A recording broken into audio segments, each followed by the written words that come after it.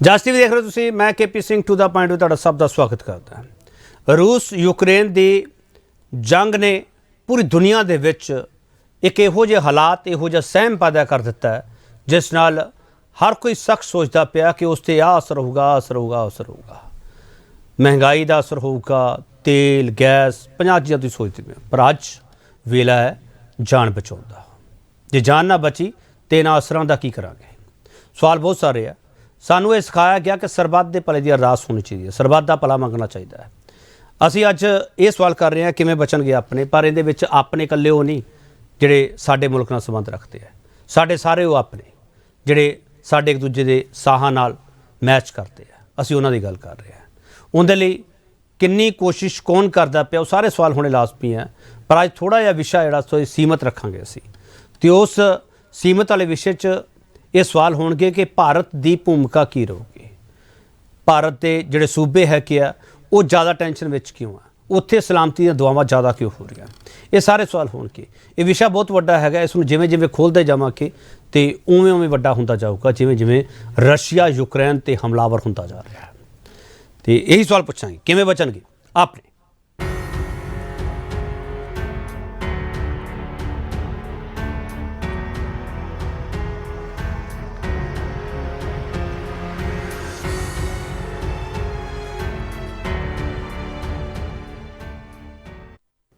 ਵੱਡਾ ਸਵਾਲ ਇਸ ਡਿਬੇਟ ਦੇ ਵਿੱਚ ਅਸੀਂ ਇਹ ਪੁੱਛਾਂਗੇ ਕਿ ਰੂਸ ਯੂਕਰੇਨ ਜੰਗ 'ਚੋਂ ਆਪਣਿਆਂ ਨੂੰ ਬਚਾਉਣ ਲਈ ਭਾਰਤ ਨੂੰ ਕਿਹੜੇ ਆਪਰੇਸ਼ਨ ਦੀ ਲੋੜ ਹੈ। ਇਸੇ ਸਵਾਲ 'ਤੇ ਬਹਿਸ ਹੋਵੇਗੀ। ਜਿਹੜਾ ਪੈਨਲ ਸਾਡੇ ਨਾਲ ਹੈ ਉਹਨਾਂ ਤੁਹਾਡਾ ਤਾਰਫ ਕਰਾਉਣਾ ਅਤੇ ਉਸ ਤੋਂ ਬਾਅਦ ਇਹ ਚਰਚਾ ਸ਼ੁਰੂ ਕਰਾਂਗੇ। ਪ੍ਰੋਫੈਸਰ ਰੌਣਕੀ ਰਾਮ ਪੋਲੀਟੀਕਲ ਐਨਲਿਸਟ ਨੇ। ਪ੍ਰੋਫੈਸਰ ਰੌਣਕੀ ਰਾਮ ਦੇਸ਼ ਵਿਦੇਸ਼ ਦੇ ਵਿੱਚ ਜਿਹੜੀ ਹਲਚਲ ਹੁੰਦੀ ਹੈ ਉਸ ਬਾਬਤ ਇਹਨਾਂ ਨੇ ਪੜ੍ਹਿਆ, ਖੋਜਾਂ ਕੀਤੀਆਂ ਨੇ, ਬੜੇ ਪੇਪਰ ਲਿਖੇ ਆ। ਇਸ ਕਰਕੇ ਪ੍ਰੋਫੈਸਰ ਰੌਣਕੀ ਰਾਮ ਹਰਾਂ ਨੂੰ ਸੱਦਿਆ ਅਤੇ ਇਹ ਰੂਸ ਯੂਕਰੇਨ ਦੀ ਜੰਗ ਦੀ ਵਜ੍ਹਾ ਕੀ ਹੈ ਸਭ ਤੋਂ ਵੱਡੀ, ਉਸ ਨੂੰ ਸਮਝਣ ਦੀ ਕੋਸ਼ਿਸ਼ ਕਰਾਂ, ਕਿਉਂਕਿ ਤੁਸੀਂ WhatsApp ਯੂਨੀਵਰਸਿਟੀ 'ਤੇ ਬਹੁਤ ਕੁਝ ਦੇਖਦੇ ਪਏ ਹੋ ਅਤੇ ਉਸ ਤੋਂ ਨਿਤਾਰਾ ਕਰਨ ਦੇ ਲਈ ਪ੍ਰੋਫੈਸਰ ਰੌਣਕੀ ਰਾਮ ਹਰਾਂ ਨੂੰ ਬੁਲਾਇਆ। ਪ੍ਰੋਫੈਸਰ ਰੌਣਕੀ ਰਾਮ ਤੁਹਾਡਾ ਬਹੁਤ ਸਵਾਗਤ ਹੈ। Colonel Jaibant Singh Bharatiya Janata party spokesperson ਹੈ, ਇਹਨਾਂ ਦੀ ਕੇਂਦਰ ਵਿੱਚ ਸਰਕਾਰ ਹੈ, ਵੱਡੇ ਭਾਈਵਾਲ ਨੇ ਇਹ। ਪਰ ਕਰਨਲ ਜੈਬੰਤ ਸਿੰਘ ਉਹ ਸਰਕਾਰੀ ਨੀਤੀਆਂ ਦੇ ਨਾਲ ਨਾਲ ਜਿਹੜੀ ਜ਼ਮੀਨੀ ਹਕੀਕਤ ਹੈ ਉਹਦੀ ਗੱਲ ਵੀ ਕਰਨਗੇ, ਕਿਉਂਕਿ ਇਹ ਖੁਦ ਸਰਹੱਦਾਂ 'ਤੇ ਸੇਵਾ ਨਿਭਾ ਚੁੱਕੇ ਅਤੇ ਇਹਨਾਂ ਨੂੰ ਜ਼ਿਆਦਾ ਪਤਾ, ਕਿਉਂਕਿ ਇਸ ਮੁੱਦੇ 'ਤੇ ਸਿਆਸਤ ਵੀ ਹੋ ਰਹੀ ਹੈ। ਪਰ ਸਿਆਸਤ ਹੈ ਜਿਹੜੀ ਇਕਜੁੱਟਤਾ ਵਾਲੀ ਹੋਵੇ ਤਾਂ ਸ਼ਾਇਦ ਬਹੁਤ ਕੁਝ ਨਿਕਲ ਸਕਦਾ। ਕਰਨਲ ਜੈਬੰਤ ਸਿੰਘ ਤੁਹਾਡਾ ਬਹੁਤ ਸਵਾਗਤ ਹੈ। ਗੌਰਵ ਸੰਧੂ ਕਾਂਗਰਸ ਸਪੋਕਸਪਰਸਨ ਹੈ। ਗੌਰਵ ਸੰਧੂ ਹਰਾਂ ਦੀ ਪਾਰਟੀ ਹੈ ਜਿਹੜੀ, ਉਹਨਾਂ ਦੇ ਵਿੱਚੋਂ ਕਈ ਲੀਡਰਾਂ ਦੇ ਬੜੇ ਸਨਮਾਨਯੋਗ ਬਿਆਨ ਆਏ ਆ ਕਿ ਅਸੀਂ ਇਸ ਮੌਕੇ ਸਰਕਾਰ ਦੇ ਨਾਲ ਖੜ੍ਹੇ ਹਾਂ, ਅਤੇ ਜਿਹੜੇ ਜ਼ਿਆਦਾ ਨੁਕਤਾਚੀਨੀ ਕਰਦੇ ਪਏ ਆ ਉਹਨਾਂ ਬਾਬਤ ਵੀ ਸਵਾਲ ਖੜ੍ਹੇ ਹੋਣਗੇ। ਉਹ ਬਾਅਦ ਦਾ ਵੇਲਾ ਹੈਗਾ, ਪਰ ਅੱਜ ਨੁਕਤਾਚੀਨੀ ਨਾਲੋਂ ਆਪਣਿਆਂ ਨੂੰ ਬਚਾਉਣ ਦੀ ਲੋੜ ਹੈ। ਗੌਰਵ ਸੰਧੂ ਤੁਹਾਡਾ ਬਹੁਤ ਸਵਾਗਤ ਹੈ। Major RPS Malhotra Aam Aadmi party spokesperson ਹੈ। ਇਹ ਵੀ ਉਸੇ ਭੂਮਿਕਾ ਵਿੱਚ ਰਹੇ ਆ ਜਿਹੜੀ ਕਿ ਸਰਹੱਦਾਂ ਦੀ ਗੱਲ ਕਰਦੀ ਹੈ, ਜਿਹੜੀ ਸਰਹੱਦਾਂ ਦੀ ਰਾਖੀ ਦੀ ਗੱਲ ਕਰਦੀ ਹੈ ਅਤੇ ਆਪਣੇ ਨੂੰ ਬਚਾਉਣ ਦੀ ਗੱਲ ਕਰਦੀ ਹੈ। ਹੈਲਪਲਾਈਨ ਨੰਬਰ ਉਹ ਜਾਰੀ ਇਹਨਾਂ ਨੇ ਕੀਤੇ ਆ, ਅਤੇ ਹੈਲਪਲਾਈਨ ਨੰਬਰ ਜਾਰੀ ਕਰਕੇ ਉਸ ਨਾਲ ਸਾਡੇ ਕੋਲ ਡਾਟਾ ਇਕੱਠਾ ਹੋ ਸਕਦਾ, ਪਰ ਉਹ ਡਾਟੇ ਦੇ ਨਾਲ ਅਸੀਂ ਇਹਨਾਂ ਲੋਕਾਂ ਨੂੰ ਬਚਾ ਕਿਵੇਂ ਸਕਦੇ ਹਾਂ, ਇਹ ਸਵਾਲ ਸਾਰੀਆਂ ਧਿਰਾਂ ਅੱਗੇ ਖੜਾ ਅਤੇ ਸਾਰੀਆਂ ਧਿਰਾਂ ਨੇ ਇਹੋ ਜਿਹੀਆਂ ਕੋਸ਼ਿਸ਼ਾਂ ਕੀਤੀਆਂ। ਮੇਜਰ RPS ਮਲਹੋਤਰਾ ਤੁਹਾਡਾ ਬਹੁਤ ਸਵਾਗਤ ਹੈ। Thank you. ਸਭ ਤੋਂ ਪਹਿਲਾ ਸਵਾਲ ਕਰਨਲ ਜੈਬੰਤ ਸਿੰਘ ਤੁਹਾਨੂੰ ਕਰਨਾ। ਕਰਨਲ ਜੈਬੰਤ ਸਿੰਘ, ਮਿਸਟਰ ਮੋਦੀ ਨੇ ਪੁਤਿਨ ਨਾਲ ਗੱਲਬਾਤ ਕੀਤੀ ਹੈ, ਉਸ ਗੱਲਬਾਤ ਦੇ ਸਾਰਥਕ ਨਤੀਜੇ ਸਾਡੇ ਸਾਹਮਣੇ ਆਉਣਗੇ, ਅੱਜ ਨਹੀਂ ਤਾਂ ਕੱਲ੍ਹ ਆ ਜਾਣਗੇ। Colonel Jaibant Singh. Thank you KP ji. ਇਹ ਬਹੁਤ ਹੀ ਅਹਿਮ ਡਿਬੇਟ ਹੈ ਅੱਜ, ਤੇ ਇਹਨੂੰ ਅਸੀਂ ਮੈਨੂੰ ਪੱਕਾ ਯਕੀਨ ਹੈ ਇਹਨੂੰ ਪੋਲੀਟਿਕਸ ਦੇ ਉੱਤੇ ਹੀ ਰੱਖਾਂਗੇ ਇਸ ਵੇਲੇ। ਇਨ ਐਨੀ ਕੇਸ ਕੋਈ ਪੋਲੀਟਿਕਸ ਤੇ ਜ਼ਿਆਦਾ ਹੈ ਨਹੀਂ ਨੇ ਜੀ। ਤੇ ਜਿਹੜਾ ਇਹ ਪ੍ਰੋਬਲਮ ਕ੍ਰੀਏਟ ਹੋਇਆ ਹੈ ਨਾ ਯੂਕਰੇਨ ਦੇ ਵਿੱਚ, ਦ ਵਾਰ ਬਿਟਵੀਨ ਰਸ਼ੀਆ ਐਂਡ ਯੂਕਰੇਨ, ਇਹਨੇ ਇੱਕ ਗਲੋਬਲ ਇਨਸਟੇਬਿਲਿਟੀ ਦੀ এনवायरमेंट ਕ੍ਰੀਏਟ ਕਰ ਦਿੱਤੀ ਹੈ। ਤੇ ਇਸ এনवायरमेंट ਦੇ ਵਿੱਚ ਸਾਰਿਆਂ ਨੂੰ ਆਪਣੇ ਆਪਣੇ ਬਾਰੇ ਵੀ ਸੋਚਣਾ ਹੈ, ਸਾਰੇ ਦੇਸ਼ਾਂ ਨੂੰ ਆਪਣੇ ਬਾਰੇ ਵੀ ਸੋਚਣਾ ਹੈ, ਤੇ ਉਹਨਾਂ ਨੂੰ ਇਸ ਕਨਫਲਿਕਟ ਦੇ ਬਾਰੇ ਵੀ ਸੋਚਣਾ ਹੈ। ਹੁਣ ਇਹ ਸਭ ਤੋਂ ਵੱਡੀ ਗੱਲ ਇਹ ਹੈ ਕਿ ਇਸ ਕਨਫਲਿਕਟ ਨੂੰ ਐਸਕੇਲੇਟ ਨਹੀਂ ਕਰਨਾ ਚਾਹੀਦਾ, ਤੇ ਉਸ ਵਾਸਤੇ ਕੁਝ ਜਿਹੜੇ ਲਾਈਕ ਮਾਈਂਡਡ ਦੇਸ਼ ਨੇ ਉਹਨਾਂ ਨੂੰ ਇਕੱਠੇ ਮਿਲਣਾ ਪਏਗਾ, ਤੇ ਬਾਕੀ ਵੀ ਸਾਰੇ ਪੈਨਲਿਸਟ ਨੇ ਬੋਲਣਾ। ਇਸ ਵਾਸਤੇ ਮੈਂ ਬਿਲਕੁਲ ਛੋਟਾ ਰੱਖ ਕੇ ਆਪਣਾ ਓਪਨਿੰਗ ਸਟੇਟਮੈਂਟ ਬਣਾਵਾਂਗਾ ਕਿ ਇੱਕ cabinet committee of security the meeting ਹੋਈ ਸੀਗੀ ਜਿੱਥੇ ਪੂਰੀ ਚਰਚਾ ਕੀਤੀ ਗਈ ਇਹਦੇ ਬਾਰੇ 'ਚ, ਤੇ ਉਹਦੇ ਬਾਅਦ ਪ੍ਰਾਈਮ ਮਿਨਿਸਟਰ ਮੋਦੀ ਨੇ ਪ੍ਰੈਜ਼ੀਡੈਂਟ ਪੁਟਿਨ ਦੇ ਨਾਲ ਗੱਲ ਕਰਕੇ ਤਿੰਨ ਬਹੁਤ ਅਹਿਮ ਚੀਜ਼ਾਂ ਕਹੀਆਂ ਸੀਗੀਆਂ। ਇੱਕ ਉਹਨਾਂ ਨੇ ਕਿਹਾ ਪੁੱਟ ਐਨ ਐਂਡ ਟੂ ਵਾਇਲੈਂਸ, ਦੂਸਰਾ ਉਹਨਾਂ ਨੇ ਕਿਹਾ ਮੀਡੀਏਟ ਵਿਦ ਨਾਟੋ ਫੋਰਸਿਸ, ਤੇ ਤੀਸਰਾ ਉਹਨਾਂ ਨੇ ਕਿਹਾ ਦੈਟ ਫॉर ਅਸ ਜਿਹੜੀ ਸਭ ਤੋਂ ਵੱਡੀ ਗੱਲ ਸਾਡੇ ਵਾਸਤੇ ਇਹ ਹੈ the security of the Indians over there ਤੇ ਜਿਹੜੇ ਸਿਕਿਉਰਿਟੀ ਆਫ ਇੰਡੀਅਨਸ ਹੈ ਇਹਦੇ ਵਿੱਚ ਮੈਕਸਿਮਮ ਸਟੂਡੈਂਟਸ ਨੇ। ਇੱਕ ਰਿਪੋਰਟ ਕਹਿੰਦੀ ਹੈ ਕਿ ਸਾਡੇ ਉੱਥੇ 15 ਤੋਂ 18,000 ਸਟੂਡੈਂਟਸ ਹੈਗੇ ਨੇ ਜਿਹੜੇ ਇਸ ਵੇਲੇ ਟਿਊਬ ਸਟੇਸ਼ਨਸ ਦੇ ਵਿੱਚ ਬੈਠੇ ਹੋਏ ਨੇ, ਤੇ ਉਹਨਾਂ ਨੂੰ ਉਹਦੇ ਵਿੱਚ ਪੰਜਾਬ ਦੇ ਵੀ ਕਾਫੀ ਸਟੂਡੈਂਟਸ ਹੈਗੇ ਨੇ, ਤੇ ਉਹਨਾਂ ਦੀ ਇਵੈਕੂਏਸ਼ਨ ਵਾਸਤੇ ਜਿਹੜਾ ਪਲਾਨ ਹੈ ਤੁਹਾਨੂੰ ਪਤਾ ਹੀ ਹੈ ਕਿ ਜਿਹੜੀ ਸਾਡੀ ਸਰਕਾਰ ਹੈ, ਬੀਜੇਪੀ ਸਰਕਾਰ, ਇਹਨੇ ਪਹਿਲੇ ਵੀ ਬਹੁਤ ਜਗ੍ਹਾ ਤੋਂ ਇਵੈਕੂਏਸ਼ਨ ਕੀਤੀ ਹੈ, ਤੇ ਇਵੈਕੂਏਸ਼ਨ ਦੇ ਸਾਡੇ ਪਲਾਨਸ ਹਮੇਸ਼ਾ ਬਹੁਤ ਸਕਸੈਸਫੁਲ ਰਹੇ ਨੇ, ਤੇ ਉਹ ਇਵੈਕੂਏਸ਼ਨ ਪਲਾਨ ਜਿਹੜਾ it is already in place. ਤੇ ਇਹ ਸਾਰਾ ਕੁਝ ਕਰਕੇ ਸਭ ਤੋਂ ਪਹਿਲੇ ਅਸੀਂ ਇਹ ਦੇਖਣਾ ਹੈ ਕਿ ਅਸੀਂ ਆਪਣੇ ਜਿਹੜੇ ਉੱਥੇ ਬੰਦੇ ਫਸੇ ਉਹਨਾਂ ਦੀ ਸੇਫਟੀ ਸਿਕਿਉਰਿਟੀ ਕਿੱਦਾਂ ਕਰੀਏ। ਉਹਦੇ ਬਾਅਦ ਅਸੀਂ ਜਿਓਪੋਲਿਟੀਕਲ ਔਰ ਜਿਓ ਸਟ੍ਰੈਟੇਜਿਕ ਸਿਚੁਏਸ਼ਨ ਦੇ ਬਾਰੇ ਚ ਸੋਚਾਂਗੇ, ਤੇ ਉਹਦੀ ਹੁਣ ਅਸੀਂ ਇਹਨਾਂ ਦੋਵਾਂ ਚੀਜ਼ਾਂ ਦੀ ਮੇਰਾ ਖਿਆਲ ਜਿੱਦਾਂ ਡਿਬੇਟ ਚੱਲਦੀ ਹੈ ਉਸ ਤਰੀਕੇ ਨਾਲ ਅਸੀਂ ਚਰਚਾ ਕਰਾਂਗੇ। ਠੀਕ। ਗੌਰਵ ਸੰਧੂ, ਤੁਹਾਡੀ ਪਾਰਟੀ ਦਾ ਇਸ ਬਾਬਤ ਕੀ ਸਟੈਂਡ ਹੈਗਾ? ਸਰਕਾਰ ਜੋ ਕਰ ਰਹੀ ਹੈ, ਸਰਕਾਰ ਨੇ ਕੁਝ ਰੂਟ ਪਲਾਨ ਕੀਤੇ ਆ ਪੋਲੈਂਡ ਤੇ ਰੋਮਾਨੀਆ ਦੇ ਜ਼ਰੀਏ, ਕੀ ਇਸ ਨਾਲ ਤੁਸੀਂ ਸੈਟੀਸਫਾਈਡ ਹੋ? ਉਹਨਾਂ ਨੇ ਦੱਸੇ ਵੀ ਆ ਕਿੰਨੇ ਘੰਟੇ ਉੱਥੋਂ ਲੱਗਣਗੇ, ਉਹਦੇ ਨਾਲ ਇਵੈਕੂਏਟ ਕੀਤਾ ਜਾ ਸਕਦਾ ਹੈ। ਹਾਲਾਂਕਿ ਉੱਥੋਂ ਇਵੈਕੂਏਟ ਕਰਨਾ ਇੰਨਾ ਸੌਖਾ ਨਹੀਂ ਹੈਗਾ। ਤੁਹਾਨੂੰ ਕਿਤੇ ਇਹ ਤਾਂ ਨਹੀਂ ਲੱਗਦਾ ਸਰਕਾਰ ਨੇ ਲੇਟ ਕਰਤਾ ਕੰਮ?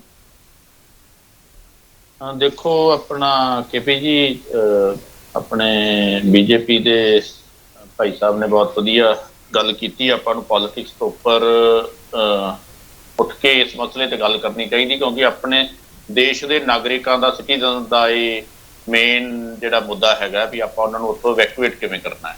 ਹਾਂ, ਇੱਕ ਗੱਲ ਤਾਂ ਹੈਗੀ ਹੈ, ਜਦੋਂ ਪਤਾ ਸਰਕਾਰਾਂ ਨੂੰ ਲੱਗ ਜਾਂਦਾ ਹੈ ਵੀ ਰਸ਼ੀਆ ਬੈਕਆਊਟ ਨਹੀਂ ਕਰੇਗਾ, ਜਿਸ ਪੱਧਰ ਤੇ ਉਹਨਾਂ ਨੇ ਤਿਆਰੀ ਕਰ ਲਈ ਸੀ ਜਾਂ ਯੁੱਧ ਅਭਿਆਸ ਕਰ ਲਏ ਸੀ ਜਾਂ ਤਿਆਰੀਆਂ ਕਰ ਰਹੇ ਸੀ, ਸਰਕਾਰਾਂ ਨੂੰ ਜਾਂ ਹੋਰ ਕੰਟਰੀਜ਼ ਨੂੰ ਪਹਿਲਾਂ ਪਤਾ ਲੱਗ ਜਾਂਦਾ ਹੁੰਦਾ ਵੀ ਕੁਛ ਨਾ ਕੁਛ ਤਾਂ ਹੋਏਗਾ। ਉਸ ਦੀ ਵਾਰਨਿੰਗ ਪਹਿਲਾਂ ਦੇ ਦੇਣੀ ਚਾਹੀਦੀ ਸੀ ਕਾਫੀ ਸਮਾਂ ਉੱਥੋਂ ਦੇ ਨਾਗਰਿਕਾਂ ਨੂੰ, ਜਿਹੜੀ ਕਿ ਆਪਾਂ ਥੋੜੇ ਲੇਟ ਹੋ ਗਏ ਹਾਂ। ਤੇ 18,095 ਸਟੂਡੈਂਟ ਨੇ, ਜਿਹੜਾ ਡਾਟਾ ਸ਼ੋ ਕਰਦਾ, ਜਿਹੜੇ ਆਪਣੇ ਉੱਥੇ ਨਾਗਰਿਕ ਰਹਿ ਰਹੇ ਨੇ, ਚਾਹੇ ਸਟੂਡੈਂਟ ਨੇ ਚਾਹੇ ਕੋਈ ਵਰਕ ਲਈ ਗਿਆ, ਕੁਛ ਵੀ ਹੈ। ਜਿਨ੍ਹਾਂ ਚੋਂ 240-45 ਵਾਪਸ ਆ ਸਕੇ ਨੇ, ਤਾਂ ਕੁਛ ਸਾਡੇ ਨੋਨ ਵੀ ਸੀਗੇ। ਪਤਾ ਲੱਗਾ ਜਿਹੜੀ 에ਅਰ ਇੰਡੀਆ ਹੈ, ਜਿਹੜੀ ਕੋਈ ਫਲਾਈਟਸ ਉਹ ਲੈਣਾ ਚਾਹੁੰਦੇ ਸੀ ਆਪਣਾ ਵਾਰ ਲੱਗਣ ਤੋਂ ਪਹਿਲਾਂ ਵੀ, ਉਹਨਾਂ ਦੇ ਰੇਟ ਇੰਨੇ ਵਧਾ ਦਿੱਤੇ ਗਏ ਸੀ ਵੀ 15-20 ਹਜ਼ਾਰ ਵਾਲੀ ਫਲਾਈਟ 70 ਹਜ਼ਾਰ ਦੀ ਕਰ ਦਿੱਤੀ ਗਈ ਸੀ। ਇਹੋ ਜਿਹੀ ਚੀਜ਼ ਨੂੰ ਨੱਥ ਪਾਉਣੀ ਚਾਹੀਦੀ ਹੈ ਸਰਕਾਰਾਂ ਨੂੰ, ਜਾਂ ਇਹਦੇ ਤੇ ਐਕਸ਼ਨ ਜ਼ਰੂਰ ਲੈਣਾ ਚਾਹੀਦਾ ਹੈ, ਜਿਹੜਾ ਕਿ ਬਹੁਤ ਹੀ ਗੰਭੀਰ ਮੁੱਦਾ ਹੈ। ਬਾਕੀ ਜਿਹੜੀਆਂ ਨੇਬਰਿੰਗ ਕੰਟਰੀਜ਼ ਨੇ, ਜਿਵੇਂ ਮੈਨੂੰ ਪਤਾ ਲੱਗਾ ਸ਼ਾਇਦ ਇਹਨਾਂ ਨੇ ਪੋਲੈਂਡ ਦੇ ਨਾਲ ਕੰਟੈਕਟ ਕੀਤਾ ਵੀ ਉੱਥੋਂ ਬਾਏ ਰੋਡ। ਜੀ, ਮੈਨੂੰ ਲੱਗਦਾ ਤੁਹਾਡਾ ਕਨੈਕਸ਼ਨ ਸਾਡੇ ਕੋਲ ਨਹੀਂ ਪਹੁੰਚ ਪਾ ਰਿਹਾ ਹੈਗਾ। ਮੇਜਰ ਮਲਹੋਤਰਾ ਜੀ, ਮਿਸਟਰ ਮਲਹੋਤਰਾ, ਜੋ ਸੈਂਟਰ ਗਵਰਨਮੈਂਟ ਇਸ ਵਕਤ ਕਦਮ ਚੱਕ ਰਹੀ ਹੈ, ਤੁਸੀਂ ਸੈਟੀਸਫਾਈਡ ਹੋ ਉਹਨਾਂ ਕਦਮਾਂ ਤੋਂ?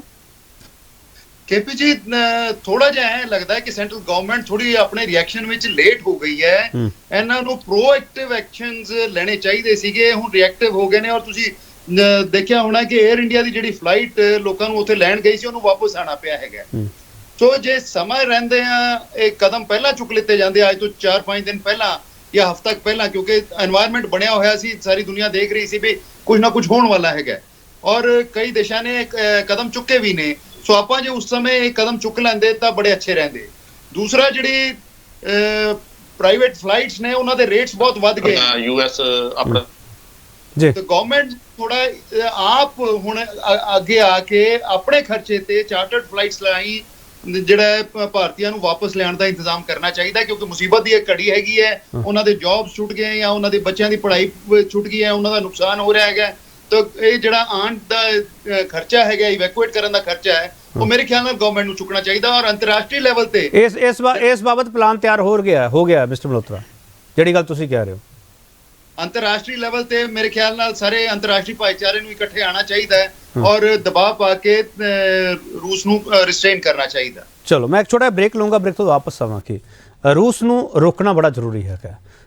ਮਨੁੱਖੀ ਜਾਨਾਂ ਕਿਸੇ ਦੀ ਵੀ ਹੋਣ, ਚਾਹੇ ਉਹ ਰਸ਼ੀਅਨ ਦੀ ਜਾਵੇ ਤੇ ਚਾਹੇ ਯੂਕਰੇਨੀਅਨ ਹੋਣ, ਤੇ ਚਾਹੇ ਸਾਡੇ ਆਪਣੇ ਇੱਧਰ ਇੰਡੀਅਨਸ ਹੋਣ ਜਿਹੜੇ ਉੱਥੇ ਜਾ ਕੇ ਵਸੇ ਹੋਏ ਆ, ਚਾਹੇ ਉਹ ਅਮਰੀਕਨ ਹੋਣ, ਚਾਹੇ ਉਹ ਪੋਲੈਂਡ ਦੇ ਵਾਸੀ ਹੋਣ, ਕੋਈ ਵੀ ਦੇਸ਼ ਦਾ ਬਸ਼ਿੰਦਾ ਹੋਵੇ, ਜਾਨ ਜਿਹੜੀ ਜਾਂਦੀ ਹੈ ਮਨੁੱਖੀ ਜਾਨ, ਉਹ ਬੜੀ ਕੀਮਤੀ ਹੈਗੀ ਹੈ।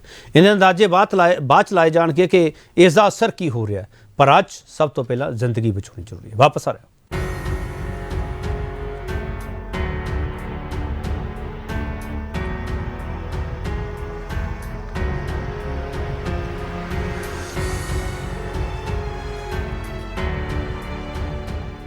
ਰੂਸ ਯੂਕਰੇਨ ਜੰਗ 'ਚੋਂ ਆਪਣੇ ਨੂੰ ਬਚਾਉਣ ਲਈ ਭਾਰਤ ਨੂੰ ਕਿਹੜੇ ਆਪਰੇਸ਼ਨ ਦੀ ਲੋੜ ਹੈ।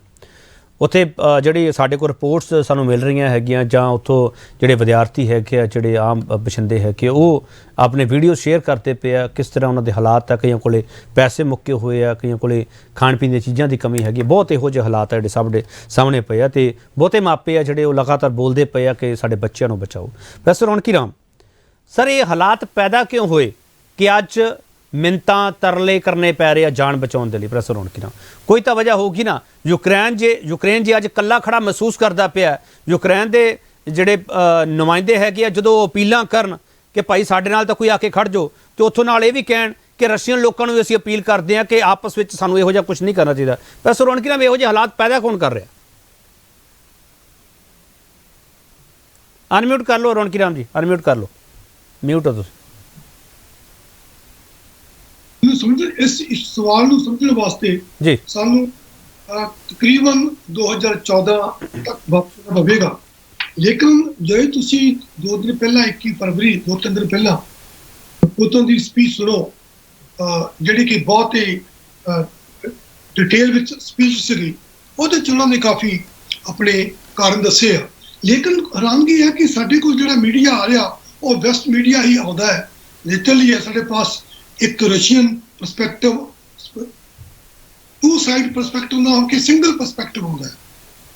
ਉਹਦੇ 'ਚ ਰਸ਼ੀਅਨ ਪਰਸਪੈਕਟਿਵ ਤਾਂ ਇਹ ਕਿਹੜਾ ਹੈਗਾ ਕਿ 2014 ਵਿੱਚ ਜਦੋਂ ਵੈਸਟ ਫੋਰਸਸ, ਅਮਰੀਕਨ ਫੋਰਸਸ ਦੀ ਸਪੋਰਟ ਨਾਲ ਜਿਹੜੇ ਉੱਥੇ ਦੇ ਐਜ਼ੋਵ ਬਟਾਲੀਅਨ ਨੇ, ਜਿਹਨੂੰ ਉਹ ਸੈਕਟਰ ਕਹਿੰਦੇ ਨੇ, ਜੋ ਨਿਓ ਨਾਜ਼ੀ ਕਹਿੰਦੇ ਨੇ, they started building counter forces, anti-Russian forces। ਤੇ 2014 ਚ ਐਜ਼ੋਵ ਬਟਾਲੀਅਨ ਨੇ ਸਰਕਾਰ ਜਿਹੜੀ ਆ ਉੱਥੇ ਬਣ ਜਾਂਦੀ ਹੈਗੀ ਆ।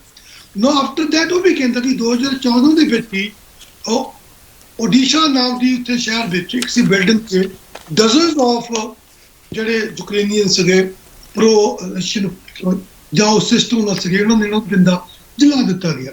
ਲੇਕਿਨ ਇਸ ਤੋਂ ਇਲਾਵਾ ਇੱਕ ਹੋਰ ਅਹਿਮ ਫੈਕਟ ਇਹ ਹੈ, ਪੁਤਨ ਵਾਰ-ਵਾਰ ਕਹਿੰਦਾ ਹੈ ਅਮਰੀਕਾ ਨੂੰ, ਨਾਟੋ ਕੰਟਰੀਜ਼ ਨੂੰ, ਤੁਸੀਂ ਟ੍ਰੀਟੀ ਵਿੱਚ ਇਹ ਮੱਦ ਪਾਓ ਕਿ ਸਾਡੇ ਈਸਟਰਨ ਯੂਰਪ ਚੋਂ ਤੁਹਾਡੇ ਜਿਹੜੇ ਨਿਊਕਲੀਅਰ ਨਾਟੋ ਬੇਸਿਸ ਨੇ ਉਹ ਬਾਹਰ ਲੈ ਕੇ ਜਾਓ। ਉਹਨੇ ਸਾਫ਼ ਕਿਹਾ, ਅਗਰ ਮੈਂ ਕਿਊਬਾ 'ਚ ਜਾਂ ਤੁਹਾਡੇ ਐਟਲਾਂਟਿਕ ਦੇ ਆਸ-ਪਾਸ ਕਿਸੇ ਪਾਸੇ ਆਪਣੇ ਆ ਕੇ ਬੇਸ ਬਣਾਉਂਦਾ ਹੈ ਤਾਂ ਕਿਆ ਤੁਸੀਂ ਟੋਲਰੇਟ ਕਰੋਗੇ? ਤੁਸੀਂ ਕਿਉਂ ਇੱਥੇ ਆ ਕੇ ਬੇਸ ਬਣਾ ਰਹੇ ਹੋ? ਕਿਉਂ ਤੁਸੀਂ ਕੋਸ਼ਿਸ਼ ਕਰ ਰਹੇ ਹੋ ਯੂਕਰੇਨ ਨੂੰ ਨਾਟੋ 'ਚ ਐਡ ਕਰਨ ਦੀ? ਇਸ ਕਰਕੇ ਇਹ ਜਿਹੜਾ ਸਮੱਸਿਆ ਹੈ, ਇਹ ਇਕੱਲੀ ਇਹ ਨਹੀਂ ਕਿ ਯੂਕਰੇਨ ਦੇ ਲੋਕਾਂ ਦੀ ਸਿਰਫ ਤੇ ਰਸ਼ੀਅਨ ਫੋਰਸ ਦੀ ਸਮੱਸਿਆ ਹੈ। ਯੂਕਰੇਨ ਦੇ ਵਿੱਚ ਕੁਝ ਜਿਹੜੇ ਫੋਰਸਸ ਨੇ ਜਿਨ੍ਹਾਂ ਨੂੰ ਪੁਤਨ ਅਲੈਜਡਲੀ ਕਹਿ ਰਿਹਾ ਹੈ ਕਿ ਵੈਸਟ ਕਾਫੀ ਸਮੇਂ ਤੋਂ ਕੋਸ਼ਿਸ਼ ਕਰਕੇ ਉੱਥੇ ਸਰਕਾਰ ਵੀ ਬਣਾਈ ਆ। ਉਹਨਾਂ ਦਾ ਇਹ ਮਤਲਬ ਬਹੁਤ ਵੱਡਾ ਸਾਜ਼ਿਸ਼ ਹੈ ਕਿ ਅਗਰ ਇਹ ਸਿਸਟਮ ਹੋ ਜਾਵੇ ਤਾਂ ਬਲੈਕ ਸੀ ਜਿਹੜਾ ਹੈ, ਬਾਲਟਿਕ ਹੈਗਾ ਏਰੀਆ, ਸਾਰਾ ਦਾ ਸਾਰਾ ਜੀਓ ਸਟ੍ਰੈਟੇਜਿਕਲੀ ਅਸੀਂ ਰਸ਼ੀਆ ਤੋਂ ਇਹਨੂੰ ਇਦਾਂ ਫ੍ਰੀ ਕਰਵਾ ਕੇ ਸਾਡਾ ਗੱਲਬਾਤ ਫੈਲ ਜਾਏ।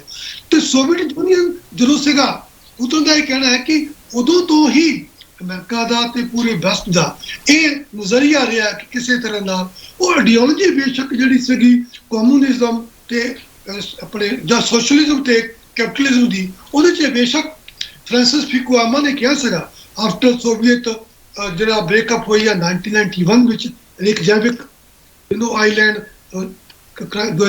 ਸਮਰ ਤੋਂ ਬਾਅਦ ਐਂਡ ਜਦੋਂ ਜਰਮਨ ਵਾਲ ਜਿਹੜੀ ਵੈਸਟ ਨੂੰ ਤੋੜ ਦਿੱਤੀ ਗਈ, ਉਸ ਤੋਂ ਬਾਅਦ ਉਹਨਾਂ ਨੇ ਕਿਹਾ ਸੀਗਾ ਕਿ ਦੇਖੋ ਇਹ ਵਿਕਟਰੀ ਹੋ ਗਈ ਆ, ਹੁਣ ਖਤਮ ਹੋ ਗਿਆ ਸੋਸ਼ਲਿਜ਼ਮ ਤੇ ਕੈਪੀਟਲਿਜ਼ਮ ਦਾ ਝਗੜਾ, ਹੁਣ ਵਰਲਡ ਟਰੰਪ ਹੋ ਗਿਆ, ਇਹ ਐਂਡ ਆਫ ਹਿਸਟਰੀ ਆ, ਇਸ ਤੋਂ ਬਾਅਦ ਕੁਝ ਨਹੀਂ ਹੋਣਾ। ਸਦੀਵੀ ਤੌਰ ਦੇ ਉੱਤੇ ਅਮਰੀਕਾ ਜਿਹੜਾ ਹੈਗਾ top of at the top capitalism ਦਾ ਜਿਹੜਾ ਵਰਲਡ ਦਾ ਫੇਮਸ ਕੰਟਰੀ ਆ, ਇਹ ਹੁਣ ਸੰਜੀਦਾ ਤਰੀਕੇ ਨਾਲ ਰਹੇਗਾ।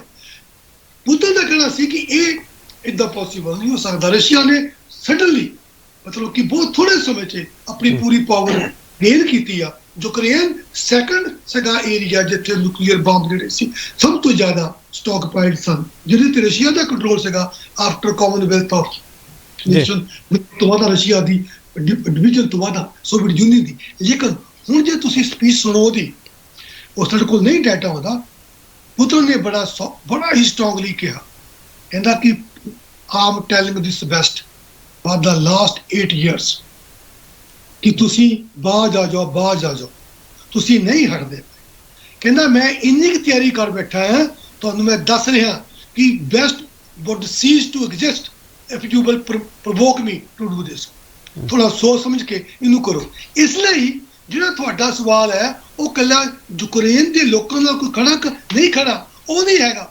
ਜਵਾਬ ਇਹ ਹੈ ਕਿ ਹਜੇ ਵੀ ਕੋਲਡ ਵਾਰ ਦੇ ਖਤਮ ਹੋਣ ਤੋਂ ਬਾਅਦ ਜਿਹੜਾ ਵੈਸਟਰਨ ਵਰਲਡ ਹੈ ਉਹਦਾ ਕਿਤੇ ਨਾ ਕਿਤੇ ਜਿਹੜੀ ਕੋਲਡ ਪੀਸ ਸੀਗੀ ਉਹਦੇ ਅੰਦਰ ਖਾਤੇ। ਮੈਂ ਥੋੜਾ ਸਵਾਲ ਸਿੱਧਾ ਕਰ ਦੇਣਾ ਰੌਣਕੀ ਨਾਲ, ਸਵਾਲ ਸਿੱਧਾ ਕਰਨਾ, ਯੂਕਰੇਨ ਨੂੰ ਅੱਗੇ ਤਾਂ ਨਹੀਂ ਲਾ ਲਿਆ ਗਿਆ, ਯੂਕਰੇਨ ਨੂੰ ਮੋਹਰਾ ਤਾਂ ਨਹੀਂ ਬਣਾਇਆ ਜਾ ਰਿਹਾ? ਯੂਕਰੇਨ ਨੂੰ ਮੋਹਰਾ ਤਾਂ ਬਣਾਇਆ ਜਾ ਰਿਹਾ, ਯੂਕਰੇਨ ਦੇ ਰਾਹੀਂ ਉਹ ਸਿੱਧੀ ਡਿਪਲੋਮੈਸੀ ਛੱਡ ਕੇ ਆਪਣੀ ਕੋਸ਼ਿਸ਼ ਕਰਦੇ ਪਏ ਆ, ਪ੍ਰਵੋਕ ਕਰਦੇ ਸੀ ਵੀ ਤੁਸੀਂ ਅੰਦਰ ਆਓ। ਨੋ ਦਾ ਨੈਕਸਟ ਜਦ ਜੋ ਬਾਈਡਨ ਕਹਿ ਰਿਹਾ, ਅਮਰੀਕਾ ਦਾ ਪ੍ਰੈਜ਼ੀਡੈਂਟ ਜੋ ਬਾਈਡਨ, ਕਿ ਦੇਖਾਂਗੇ। ਹੁਣ ਰਸ਼ੀਆ ਨੇ ਤਾਂ ਉਹਨਾਂ ਨੂੰ ਕਿਹਾ ਕਿ ਤੁਸੀਂ ਇੱਥੇ ਆ ਕੇ ਜਿਹੜਾ ਐਜ਼ੋਵ ਬਟਾਲੀਅਨ ਦੀ ਸਰਕਾਰ ਬਣਾਈ ਹੈ, ਜਿਹੜੇ ਤੁਸੀਂ ਨਿਓ ਨਾਜ਼ੀ ਨੂੰ, ਉਹਨੇ ਕਿਹਾ ਮੈਂ ਕਿਉਂ ਅਟੈਕ ਕੀਤਾ? ਉਹ ਕਹਿੰਦਾ ਮੈਂ ਅਟੈਕ ਕੀਤਾ ਡੀ ਨਾਜ਼ੀਫਾਈਂਗ ਯੂਕਰੇਨ, ਮੈਂ ਅਟੈਕ ਕੀਤਾ not to occupy। Professor ਰੌਣਕੀ Ram, ਜੇ ਮੈਂ ਇੱਕ ਆਮ ਨਾਗਰਿਕ ਦੀ ਭਾਸ਼ਾ ਵਿੱਚ ਤੁਹਾਡੇ ਤੋਂ ਸਮਝਣ ਚਾਹਾਂ, ਪ੍ਰੋਫੈਸਰ ਰੌਣਕੀ ਰਾਮ ਰੂਸ ਦੇ ਸਟੈਪ ਨਾਲ ਇਤਫਾਕ ਰੱਖਦੇ ਆ? ਦੇਖੋ ਇਸ ਲਈ ਇਹ ਇਤਫਾਕ ਇਹਨਾਂ ਨਾਲ ਰੱਖਣਾ ਜਾਂ ਵੈਸਟਰਨ ਰੱਖਣ ਦੀ ਗੱਲ ਨਹੀਂ ਹੈਗੀ। ਇਸ ਲਈ ਇਹਨਾਂ ਚੀਜ਼ਾਂ ਨੂੰ ਸਮਝ ਕੇ ਲੋਕਾਂ ਦੇ ਸਾਹਮਣੇ ਰਿਐਲਿਟੀ ਤੌਰ ਤੇ ਪੇਸ਼ ਕਰਨਾ ਚਾਹੀਦਾ ਕਿ ਇਹ ਜਿਹੜੀ ਵਾਰ ਹੈ ਇਹ ਇਕੱਲੀ ਰਸ਼ੀਆ ਦੀ, ਰੂਸ ਦੀ ਤਾਂ ਯੂਕਰੇਨ ਦੇ ਨਾਲ ਨਹੀਂ। ਇਹ ਵਾਰ ਜਿਹੜੀ ਆ ਬਹੁਤ ਹੀ ਪੀੜੀ ਵਾਰ ਹੈ, ਇਹਦੇ 'ਚ ਪੂਰਾ ਵੈਸਟ ਤੇ ਅਮਰੀਕਾ ਇਨਵੋਲਵ ਹੈ। ਜੇ ਇਹਨੂੰ ਨਹੀਂ ਸੁਧਾਰਿਆ ਗਿਆ ਤਾਂ ਵਰਲਡ ਵਾਰ ਦੇ ਚਾਂਸਸ ਬਹੁਤ ਜ਼ਿਆਦਾ ਬਣ ਚੁੱਕੇ ਨੇ। ਤੁਸੀਂ ਇਹਦਾ ਮਾਸਟਰਮਾਈਂਡ ਅਮਰੀਕਾ ਨੂੰ ਮੰਨਦੇ ਹੋ?